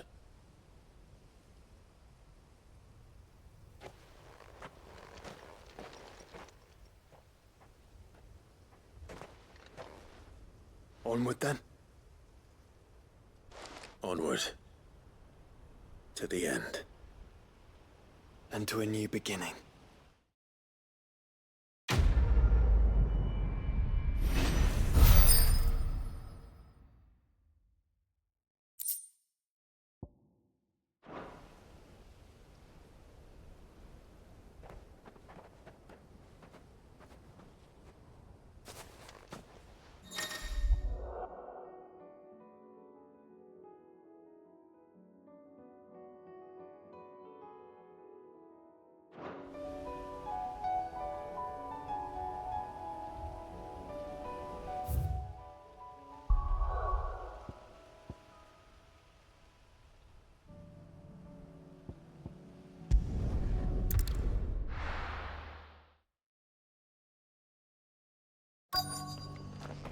Let's hope one of the merchants here has what Gav needs. Excuse me. I'm looking for something. Oh, well, then I'm your man. A silver chocobo feather. Oh, or maybe not. Though you're not the first to mention the bird around here. There was a man stopped by the rest not long ago, claiming he was attacked by a silver chocobo. Near some gutted hovel, not far from Eastpool. Most took him for a braggart and a liar, but who knows? Perhaps there was some truth to his tale. We'll see. Thank you.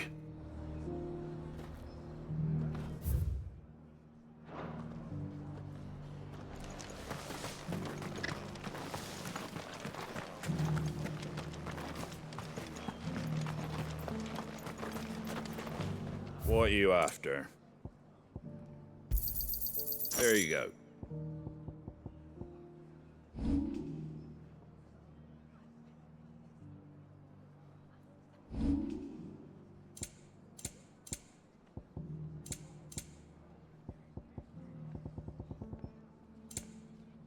Fare thee well. Just because the heavens have gone to wreck and ruin it. I've got greens of all shapes and sizes. How do, traveller? You've the look of a man who could do with a new whetstone. Or perhaps a bawdy etching of the Vicereine. Maybe another time. I'm looking for a silver chocobo feather. If that's the case, rumours are all you're likely to find. No one has seen a silver chocobo for years. Word is they were all hunted for their feathers. Some northern nonsense about bringing good luck. Didn't bring them much, nor their bows. If any are still out there, I reckon they'll be doing their damnedest not to be discovered. You're probably right. Thank you anyway.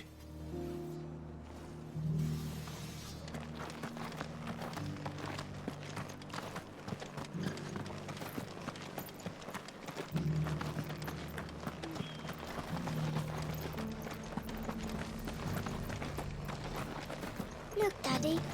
Shining so brightly. Isn't it pretty? Yeah. Whoever's idea it was to take those bearers away to Eastpool has my thanks. Who else would it have been but Martha? She always puts the good of the town first, that one.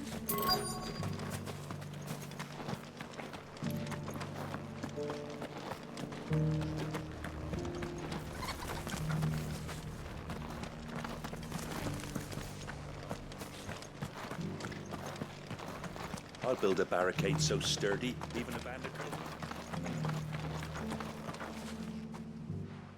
Can I help you with summit? You wouldn't happen to sell silver chocobo feathers, would you?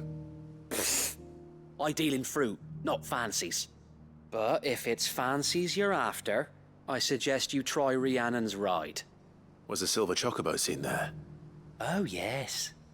If you believe the ravings of a madman. It wouldn't be the first time. A silver chocobo sighted in the hills near Rhiannon's Ride. It sounds...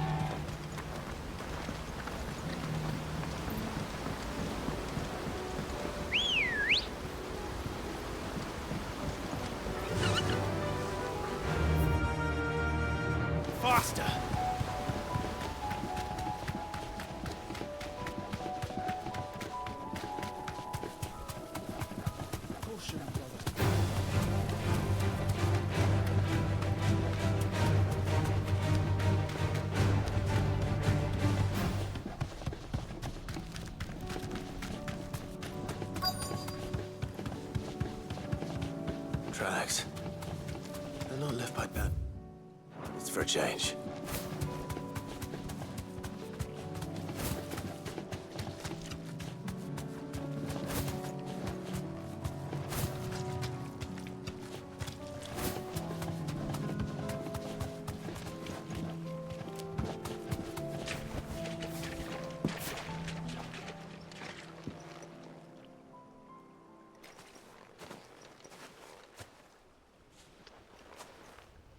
More tracks.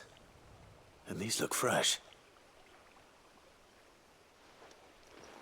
The Chocobo was here. And recently. Perhaps it still is.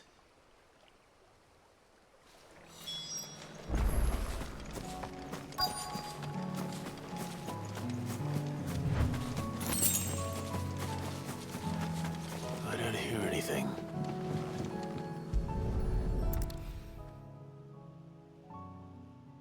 Well, I'll be damned.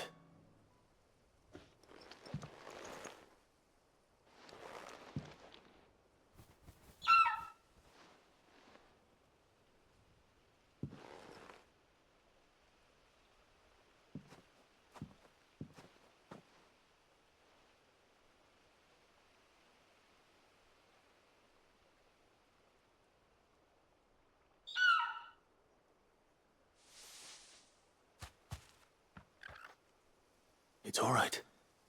I'm not going to hurt you. Just borrowing a feather for my friend.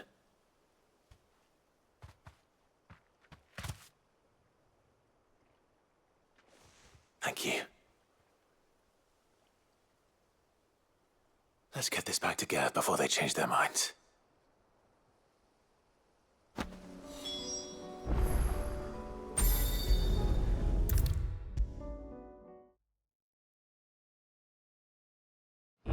No trouble at all. Clive, you're back. How'd you get on? Any luck? Any luck, you say?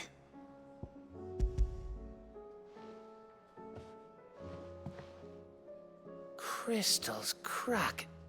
Is this what I think it is? Where in the hell did you find it? It's a long story.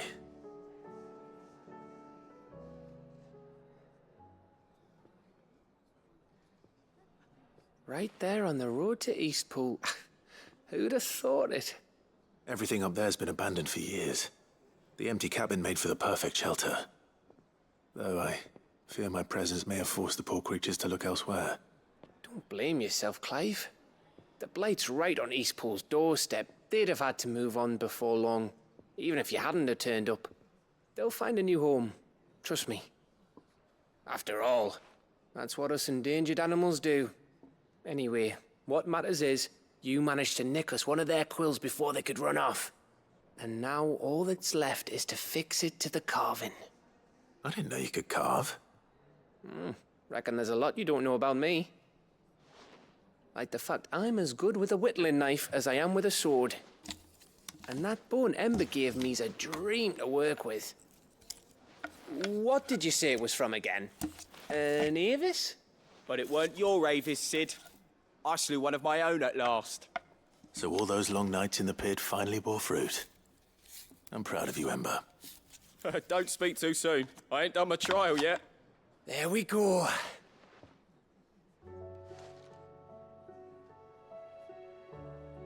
What do you think? I think if you ever hang up your scouting cap, you'll be able to make an honest living. Oh, will I? I should go and see if Ed is awake. Give it my best. You can give it to yourself. Come on.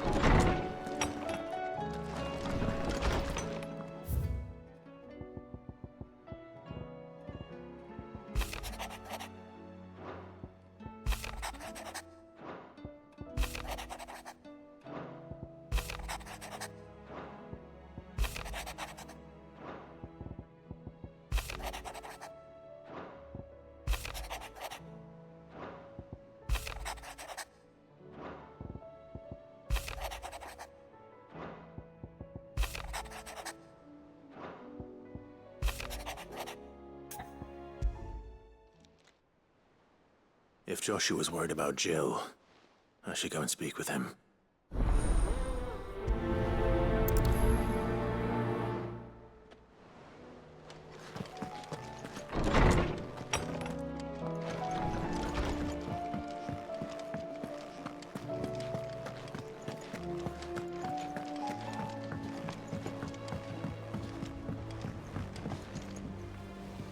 Joshua, I read your message. You're right. Jill is different. I don't think I'd realized how different, but since we returned from Drake's Spine, I've felt it more and more. I suppose it's not hard to imagine why. She doesn't think she belongs anymore. And that's why we need to remind her she is still one of us. To let her know that we still need her, now more than ever. That you still need her. But how to do that? When last we were truly close, we were but children. Of course. Do you remember the time we accompanied Father on his annual tour of the Duchy? And Jill and I broke from the procession to ride up Man's Hill. To see the snow daisies, I remember. It was the first time Father had allowed us to join him. And when he realized you were missing, he had the entire retinue down to the pot boys combing the countryside. In the rain. A thunderstorm forced us to take refuge in a grove of oaks before we'd even made it halfway there. It was the Lord Commander who finally found us, and needless to say, he was none too pleased. Then it seems you and Jill have unfinished business. What do you say? Man's Hill. It's not that far. Oh, true.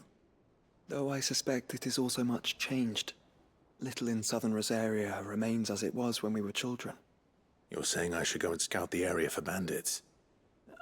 I'm saying we should first go and see if there are actually still any snow daisies left.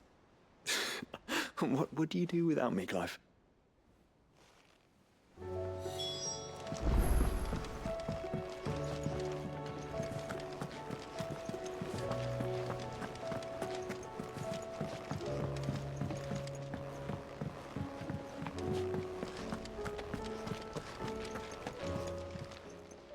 Welcome to the Patron's Whisper. Is everything we've received and everything promised? You earned this. Best of luck out there, Sid.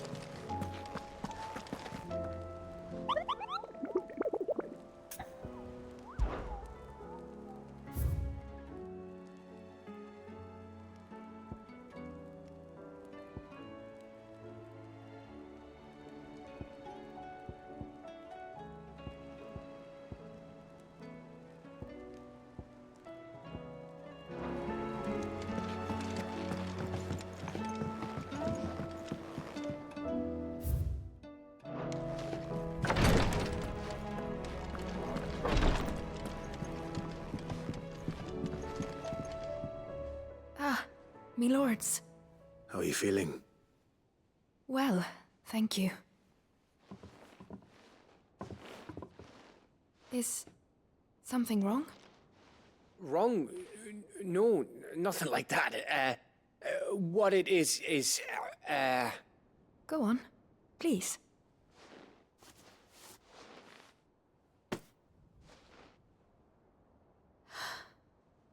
It's beautiful. Did you make it? We did. Aye. It's from all of us here at the Hideaway. Your new family, like. It's a good luck charm. We may come up north when a band's on the way. I mean a baby. To let him know that they're part of the family too. Oh, I hope you like it. I don't know what to say. I thank you, my lords, for everything. If there's anything you need, just let us know. I will. Clive, fancy a swift off? I'm thirsty. I could be convinced.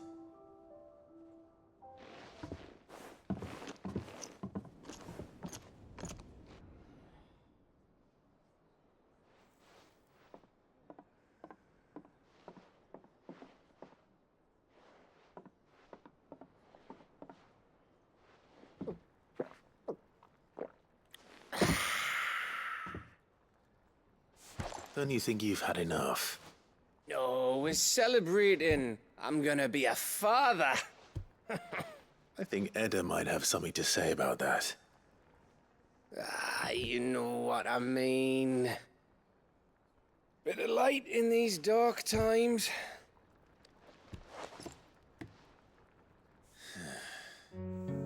Wasn't long after me 10th name day, my mum told us she was with child again. I was over the fucking moon. I was looking forward to having a little one to lord it over, what with me being the runt of the litter. Thought I'd finally have a chance to prove to the world that I could be a big brother. Imperials came the day she went into labour. Had myself a baby sister, and then I didn't. Me whole family gone in a blink, while I hid in the cellar like the spineless little arsehole I was. Great brother I turned out to be.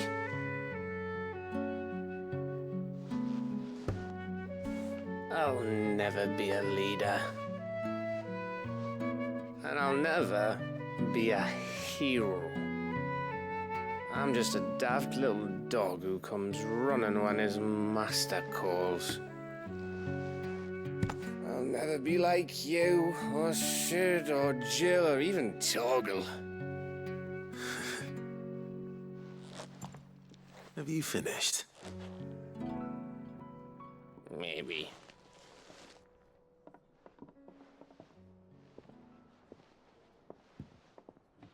Do you know why you're our best scout? Yeah.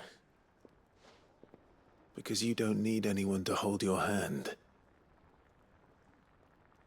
Without your resourcefulness, your courage, your determination, I don't know where we'd be. Maybe hanging off a cliff like, That was only the once.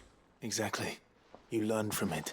And here you are after Founder knows how many missions, stronger for everyone. And let's not forget Rosalith. Who was it who freed me from the dungeon? Who was it who ran to Jill's rescue? That would be me. Because you're our brother, Gav. My brother.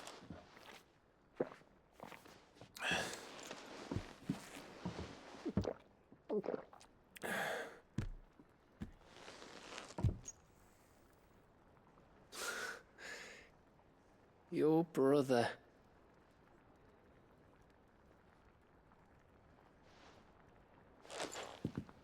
Which means that when the time comes, I get your room. And your sword.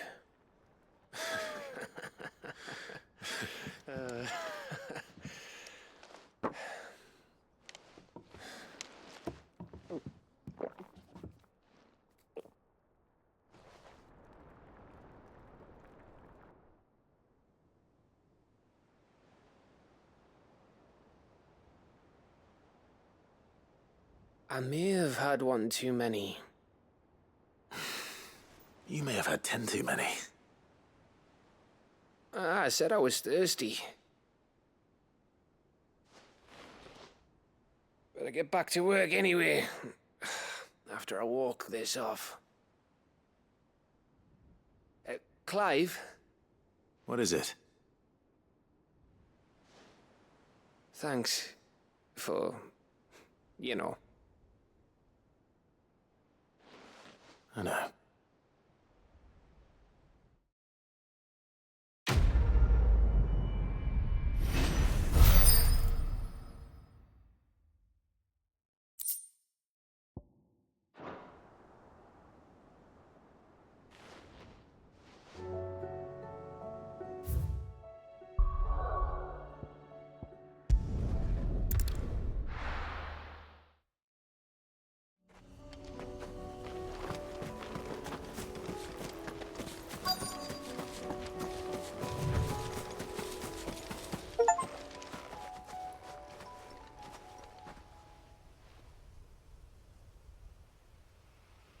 this is the place, but...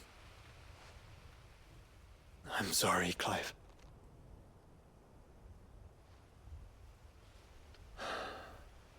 There's nowhere been spared. What do we do now? We keep looking. Man's Hill cannot be the only place where snow daisies grow. Perhaps, but... it's the only place I know of. Knew of. Then why not ask someone who might know of another? Someone in the backyard? To the hideaway, then.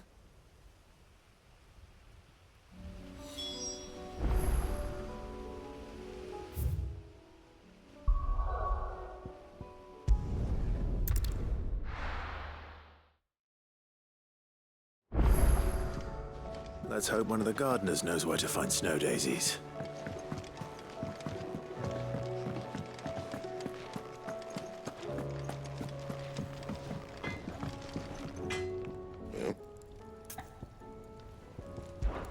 Crack the crystal.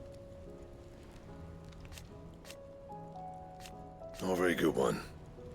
But then...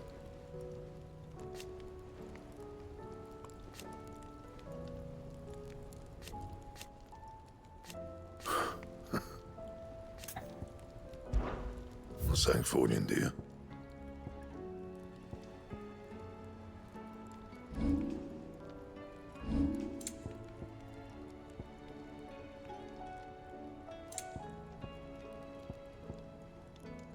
Anything else? Say what you will. Lady Karen.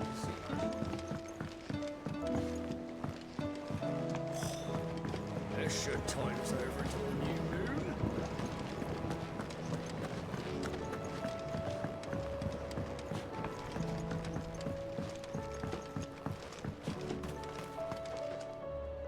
Oh. What brings you down from the heavens, Sid? I need your advice. Joshua and I are looking for a place where snow daisies grow. Preferably in abundance. Snow daisies. Then you'll want somewhere not too hot and not too cold. And where the winds are strong enough to carry the seeds. I reckon Man's Hill would be a good place to start. There in the Royal Meadows, perhaps? Both have similar climbs and the right elevation. If the Blight hasn't claimed them yet. Right. Thank you.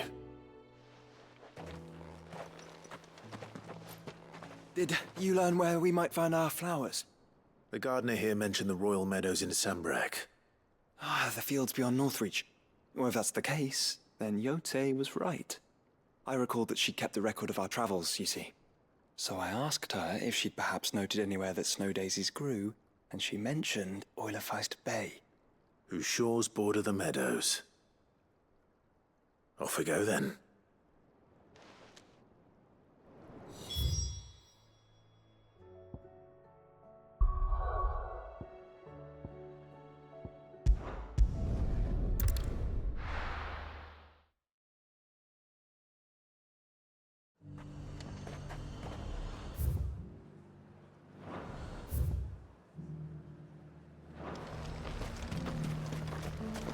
And how might I help the garrison today?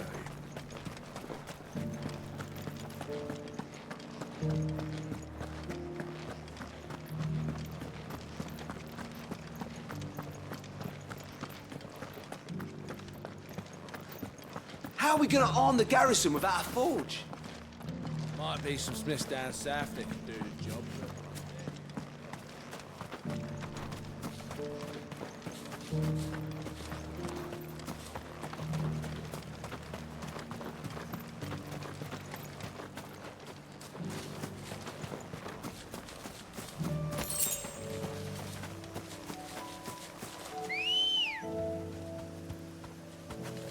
Good girl.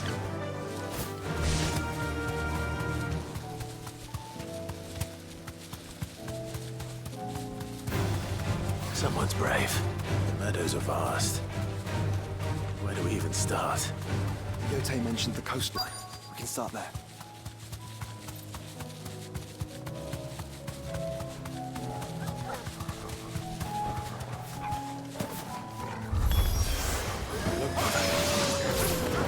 see them.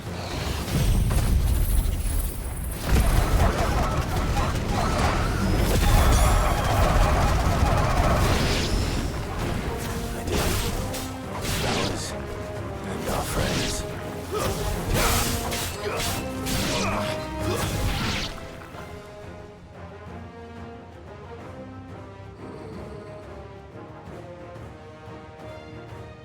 What do you see, boy?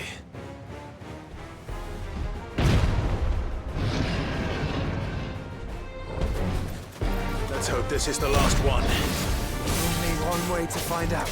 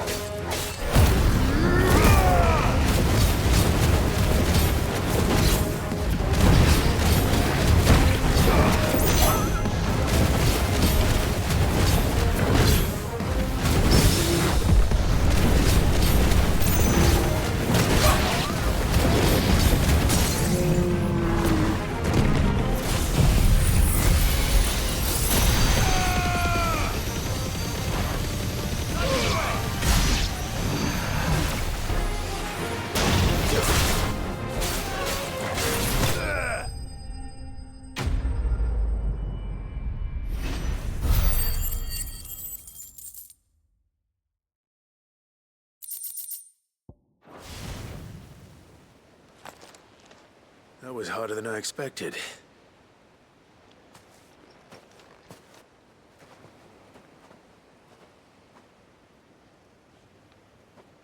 But found her. It was worth it. They're beautiful.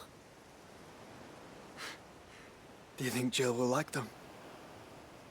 She'll love them. Come on. Let's go.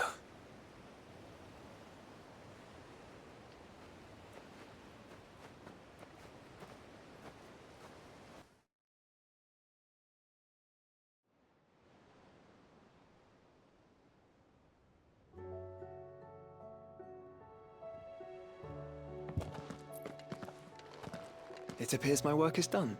The rest, as they say, is up to you. Well, you and the skies. We wouldn't want another thunderstorm now, would we?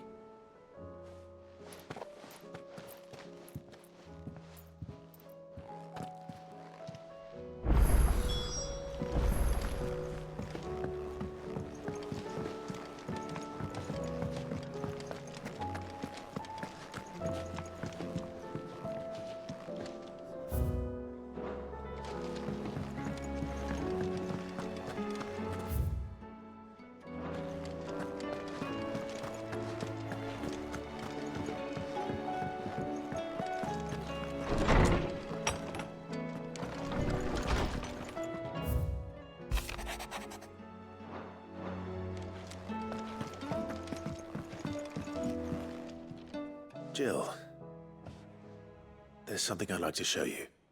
There is? And where might this something be? It's, not here. Now, I know this is sudden, but how would you fancy a trip to Oriflamme?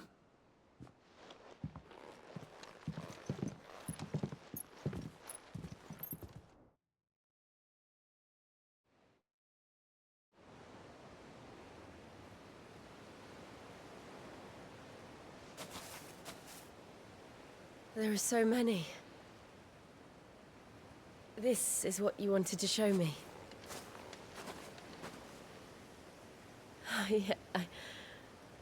I don't know what to say. You don't need to say anything. The smile on your face is enough. We've been worried about you, Joshua and I. Do you remember when I took you to Man's Hill? Or tried to? How could I forget? You saw me crying and thought a change of scenery might lift my spirits. In the end, it earned me a nasty cough and a stern scolding from your mother. But I felt wonderful nonetheless. I'm sorry. I had no idea what I was getting us both into. But I couldn't bear to see you like that. Before we left, my chambermaid told me she'd overheard your mother talking about my marriage prospects with some of the noblewomen at court. They were debating whether it would be more profitable to marry me off to one of the high houses instead of saving me for the ducal line. No one thought to ask me what I wanted. I was nothing to them. A pawn at best.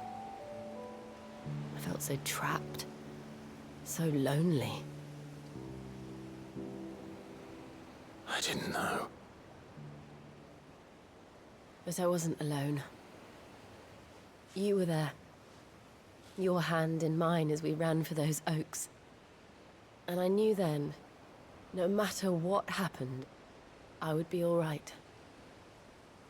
I'll never forget that feeling.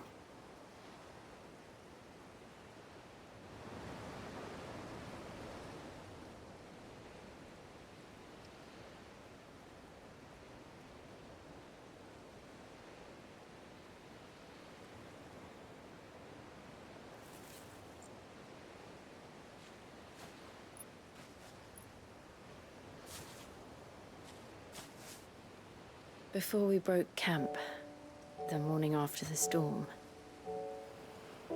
do you know what I did? No? What? I slipped away from my governess to climb the tor. And from there I saw a sea of petals, all reaching for the sun. And I realized that no matter how terrible the night, dawn would always come.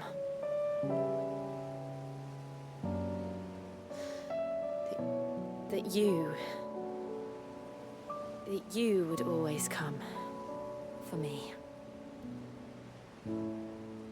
And you have. Again and again.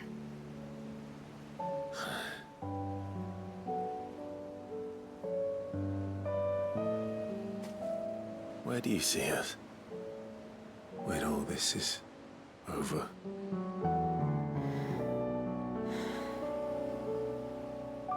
I don't know.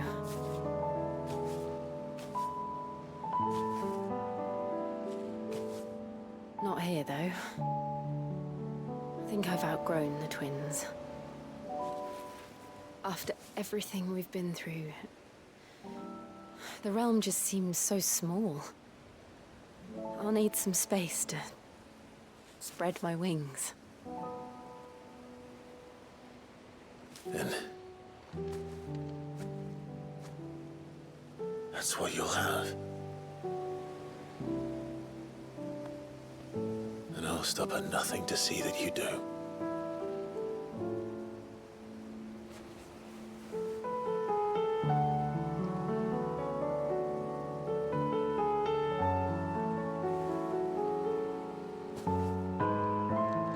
I never was much good at garlands, but it'll have to do. I'll treasure it forever. Thank you, Clive. For this, the flowers, for everything. It's exactly what I needed. You are found my treasure.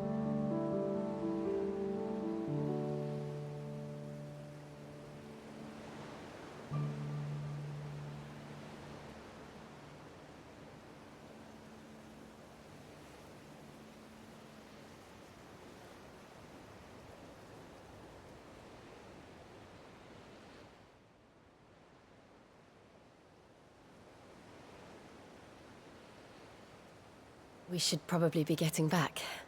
I expect the others are wondering where we are. You're right. There's still much to do. And we'll do it together.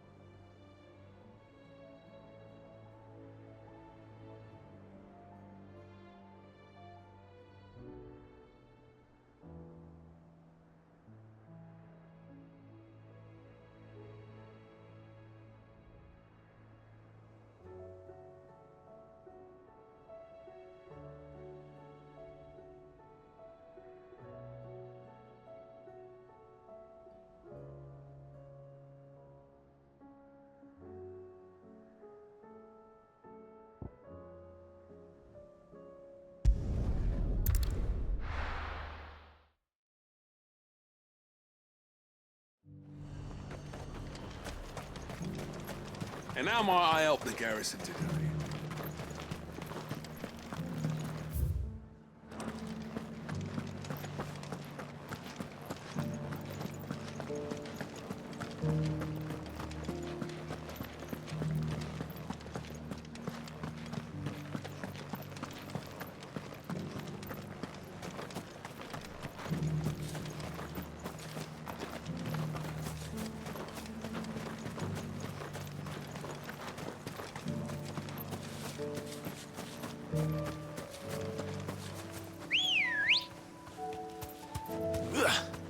Come on.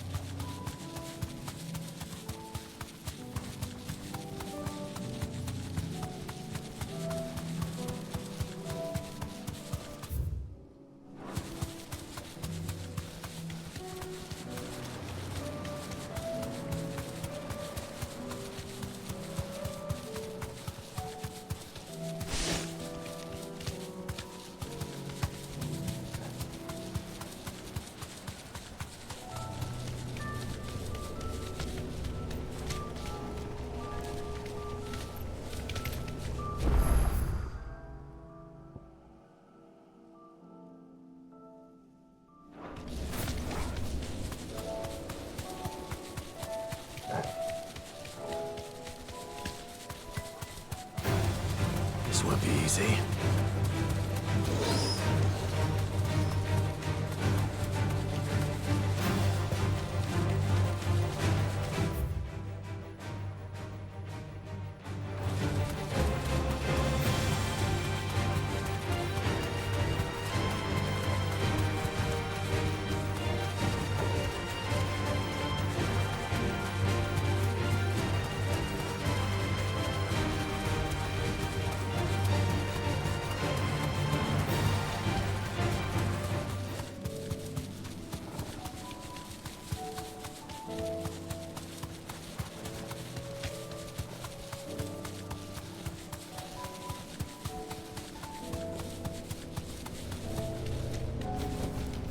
Thanks, girl.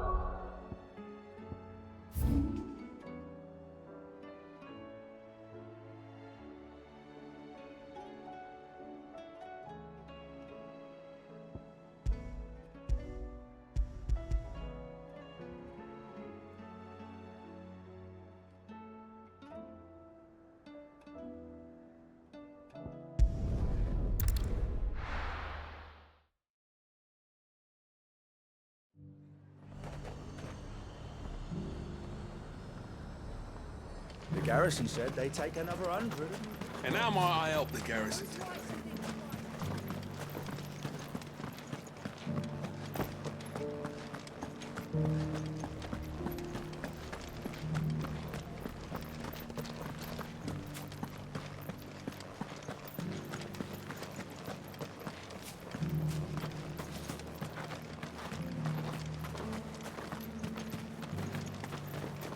Those things didn't fight like men.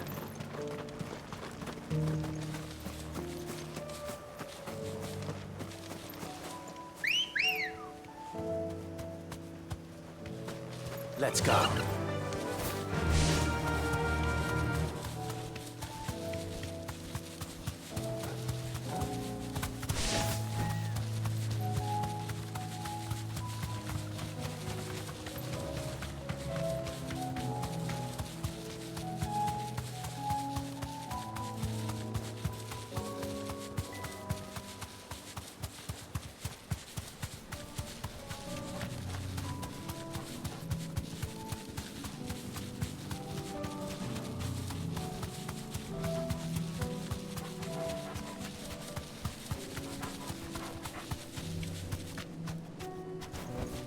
Be safe.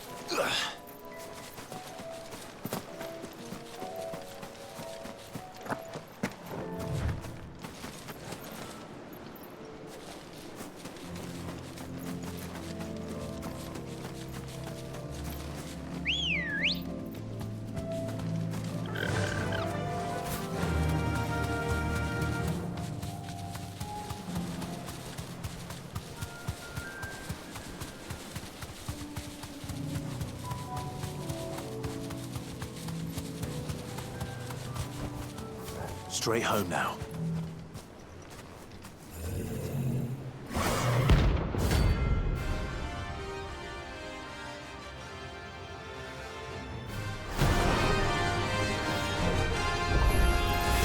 Not another one.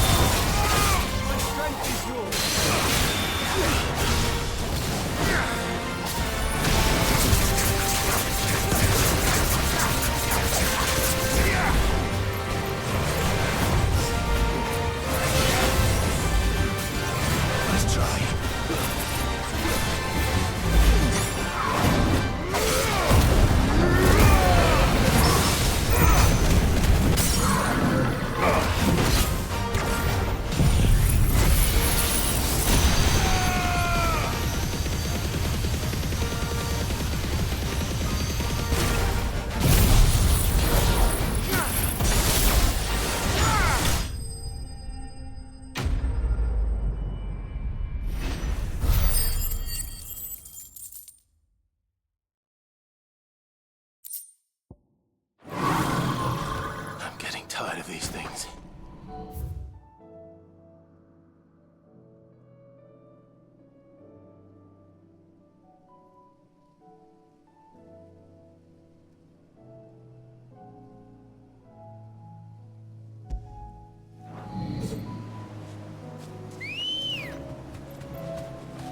Good girl.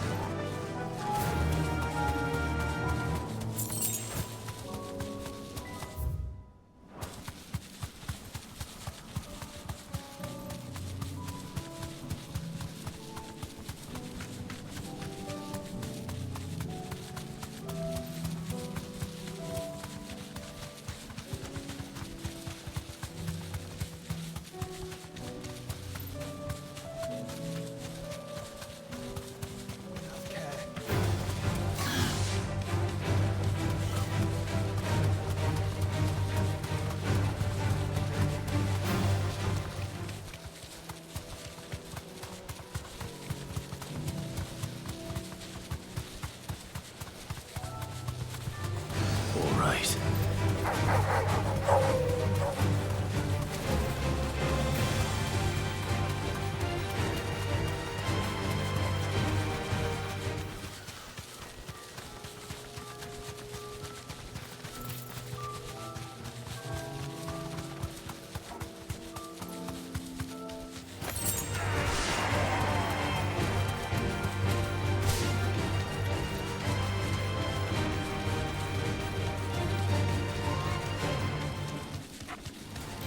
All right.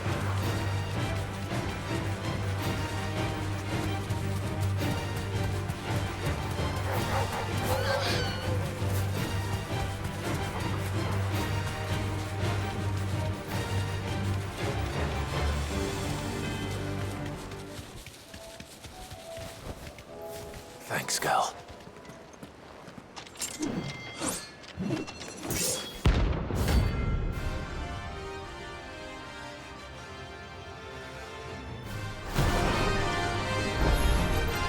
You're the outlaw!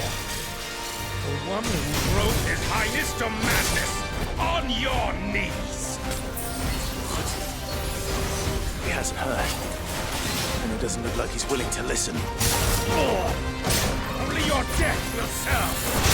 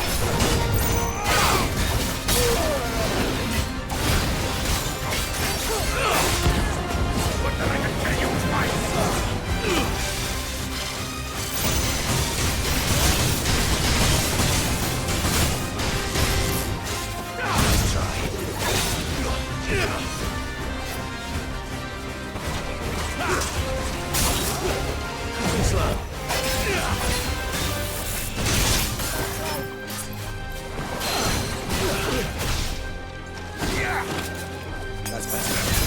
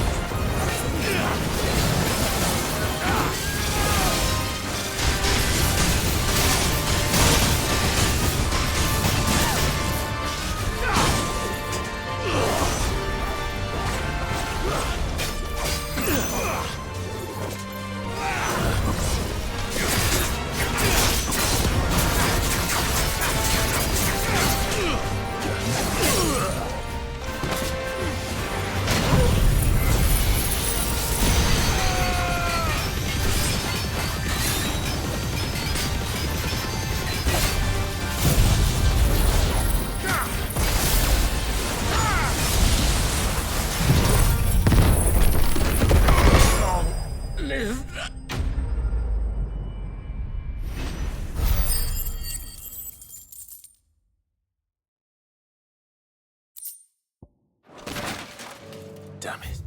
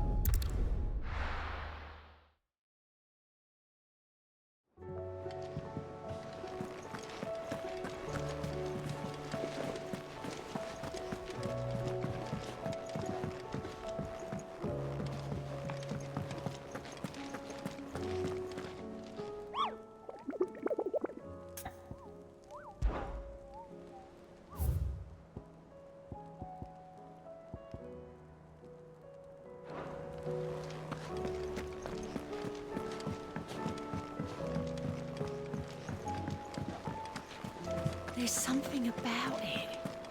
I feel like it's...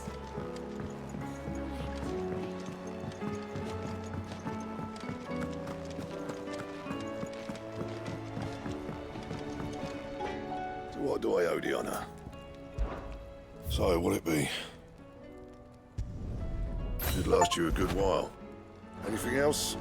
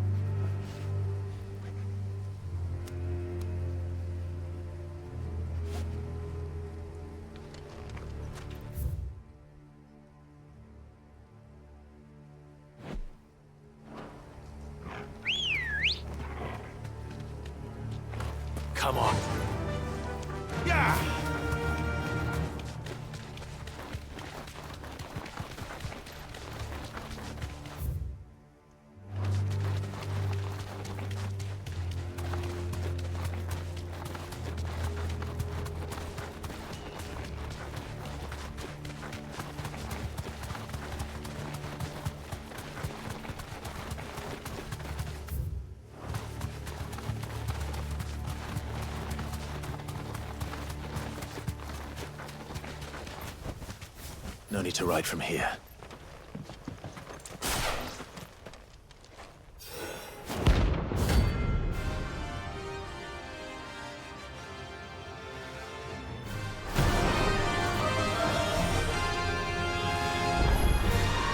Harmon's madness lives on.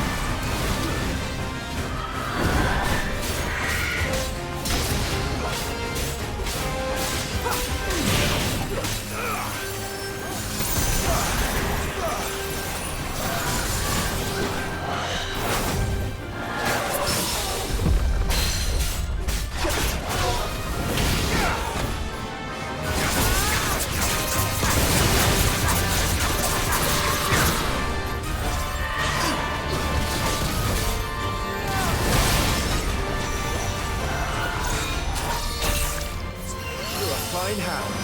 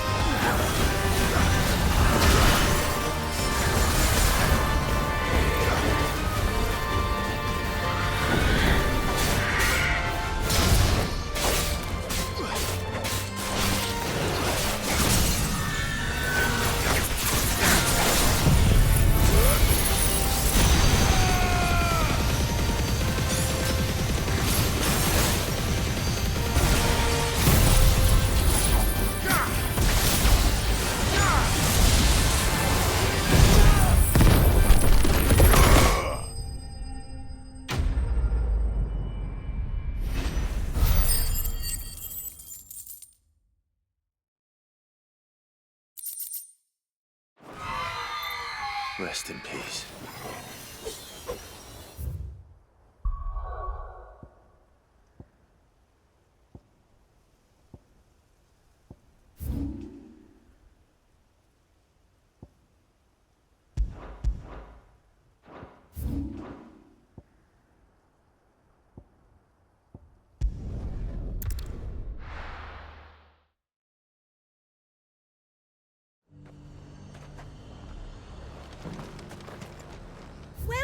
Welcome.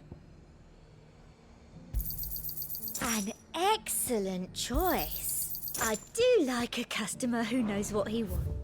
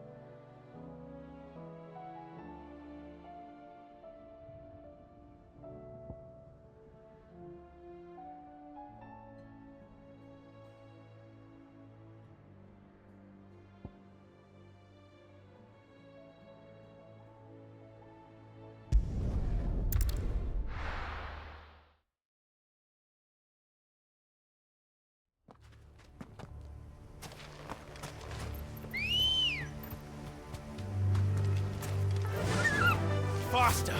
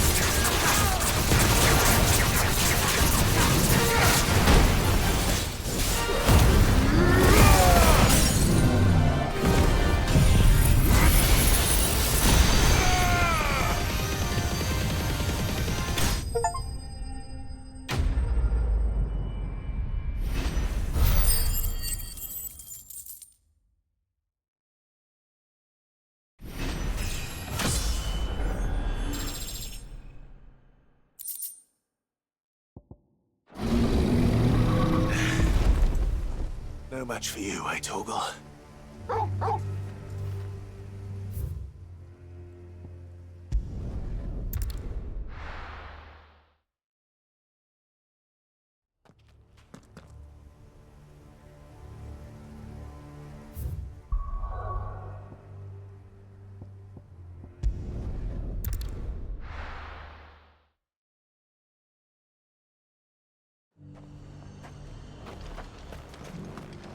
And what can I do for you? An excellent choice. You've a keen eye. Come back again.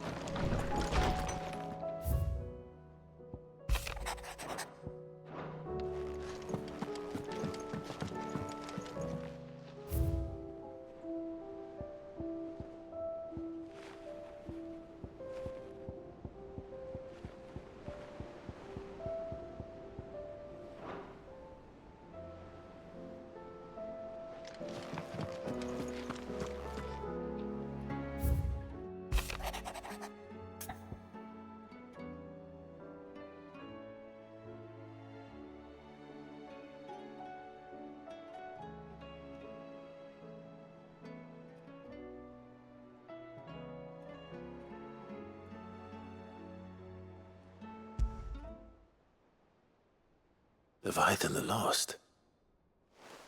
But why now? After all this time? Why, what now? Oh. I'm not sure you'd believe me if I told you. After all we've been through. I doubt there's anything that could surprise me at this point. All right then. Rouse Joshua and meet me in the mess. We'll talk there.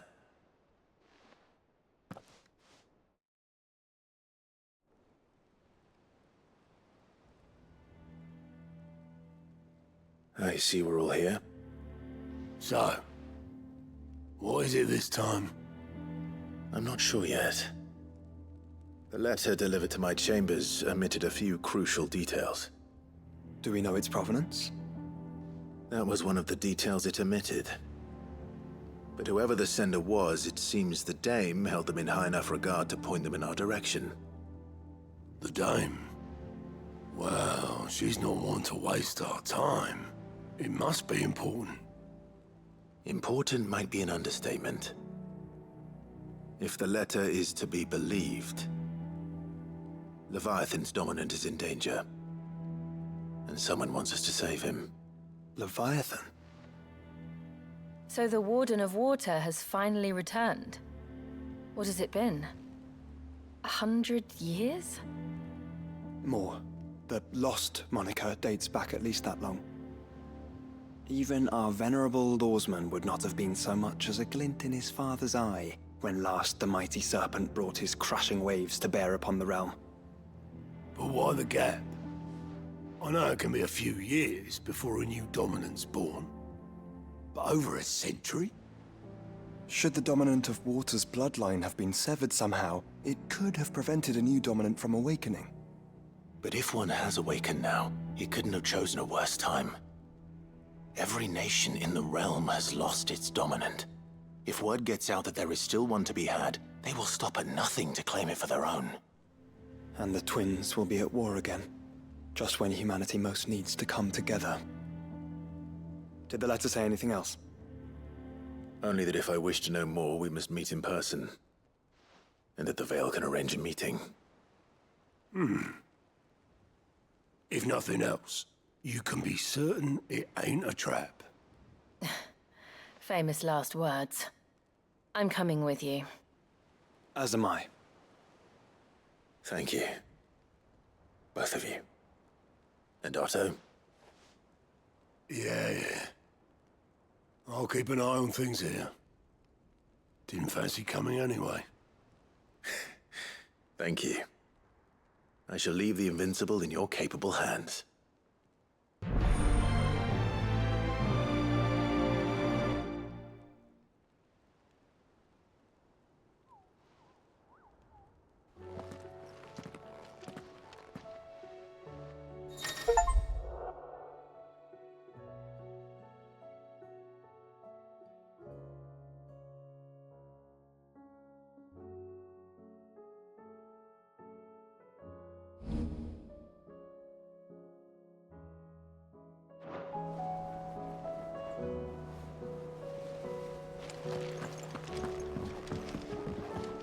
Clive. Truth is but a matter of belief. Alas.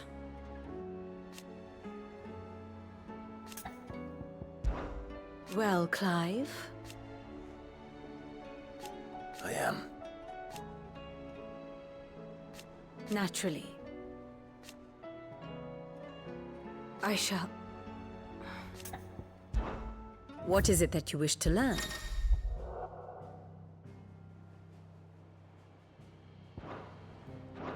One must understand one's place in the world.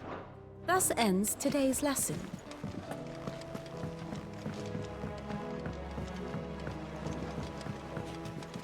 There's something about it.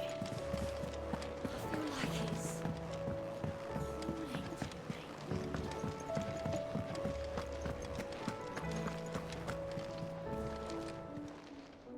Clive.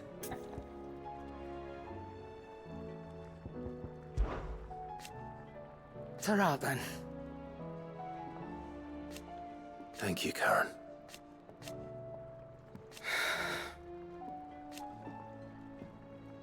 You could do this too. Is something the matter, Karen? You seem... perturbed. Do I know? How clever of you to notice. But yes, something's come to my attention, and I'll be damned if I know what to make of it. Go on. It's probably quicker if I just show you. Here. Some sort of crystal.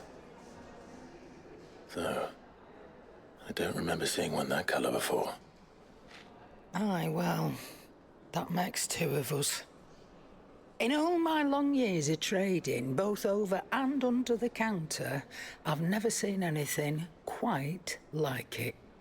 They're calling them dusk crystals, on account of colour. I see. And they can be used to cast magics. That they can. Just like their brighter, shinier cousins. Difference is, they don't last as long. After a couple of goes lighting your pipe, they crumble away to nothing. That's how I heard about them. From crystal traders moaning that someone's been flooding the market with dodgy goods. And after asking the right people the right questions, and paying the right price, of course, I managed to get my hands on a sample. I see why you're perturbed.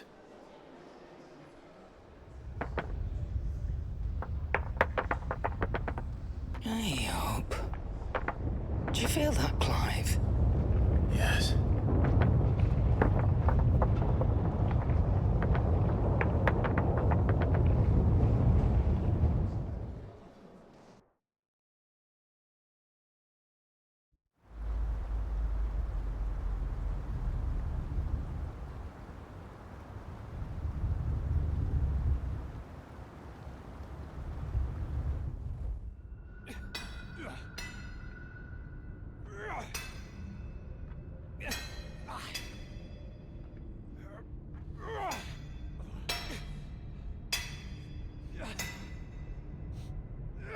right, lads, that'll do for today. I said that'll do for today. Yes, Chief. Yes, Chief. Let's get this lot back to town, fill our purses and then our bellies.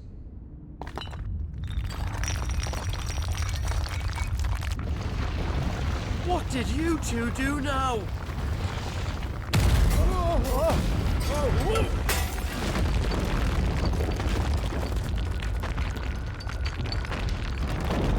Please tell us you bought another lantern. Stay calm, both of you.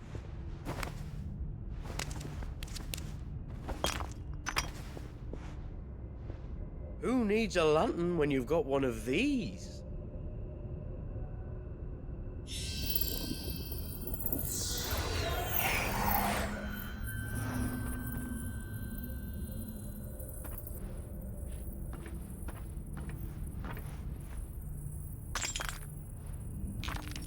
Oh, all that work for a single spark.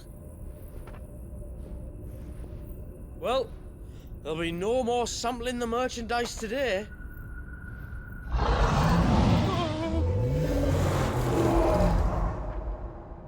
That sounded close, Chief. Really close. Really, really close. Now, lads, what am I always telling you? Good things come to those who run! Wait for us, Chief!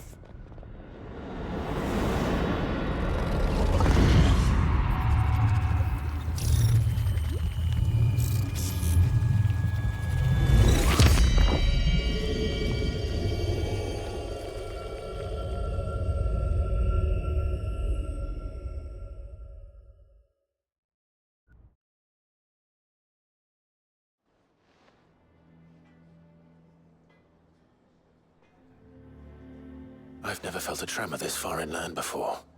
Me neither. But then, I'd never seen skies like these till a few moons ago, and it's been all change ever since. Come to think of it, the first anyone ever heard of these dust crystals was after you lot came back from the Dominion and brought this bloody weather with you. Do you think the two things are connected? Who knows?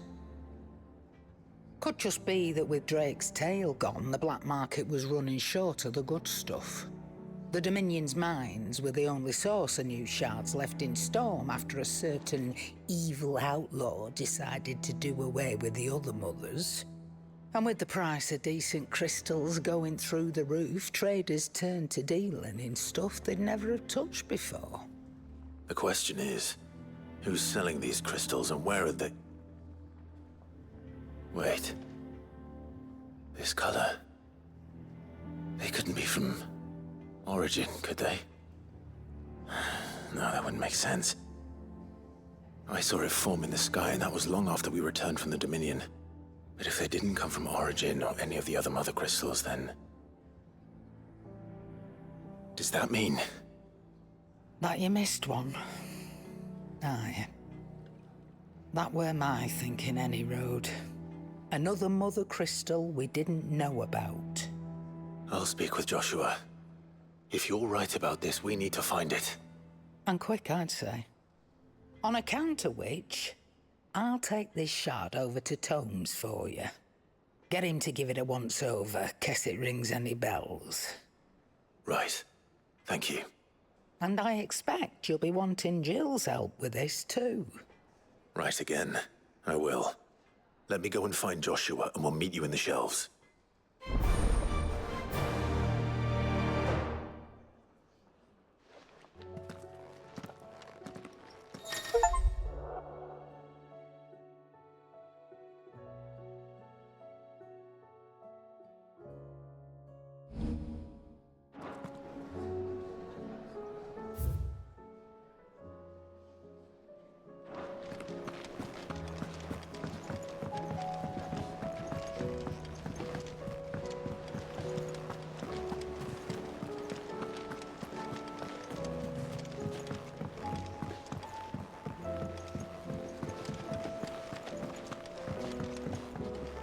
Back again? How may I help you today? One must understand one's place in the world. Very good.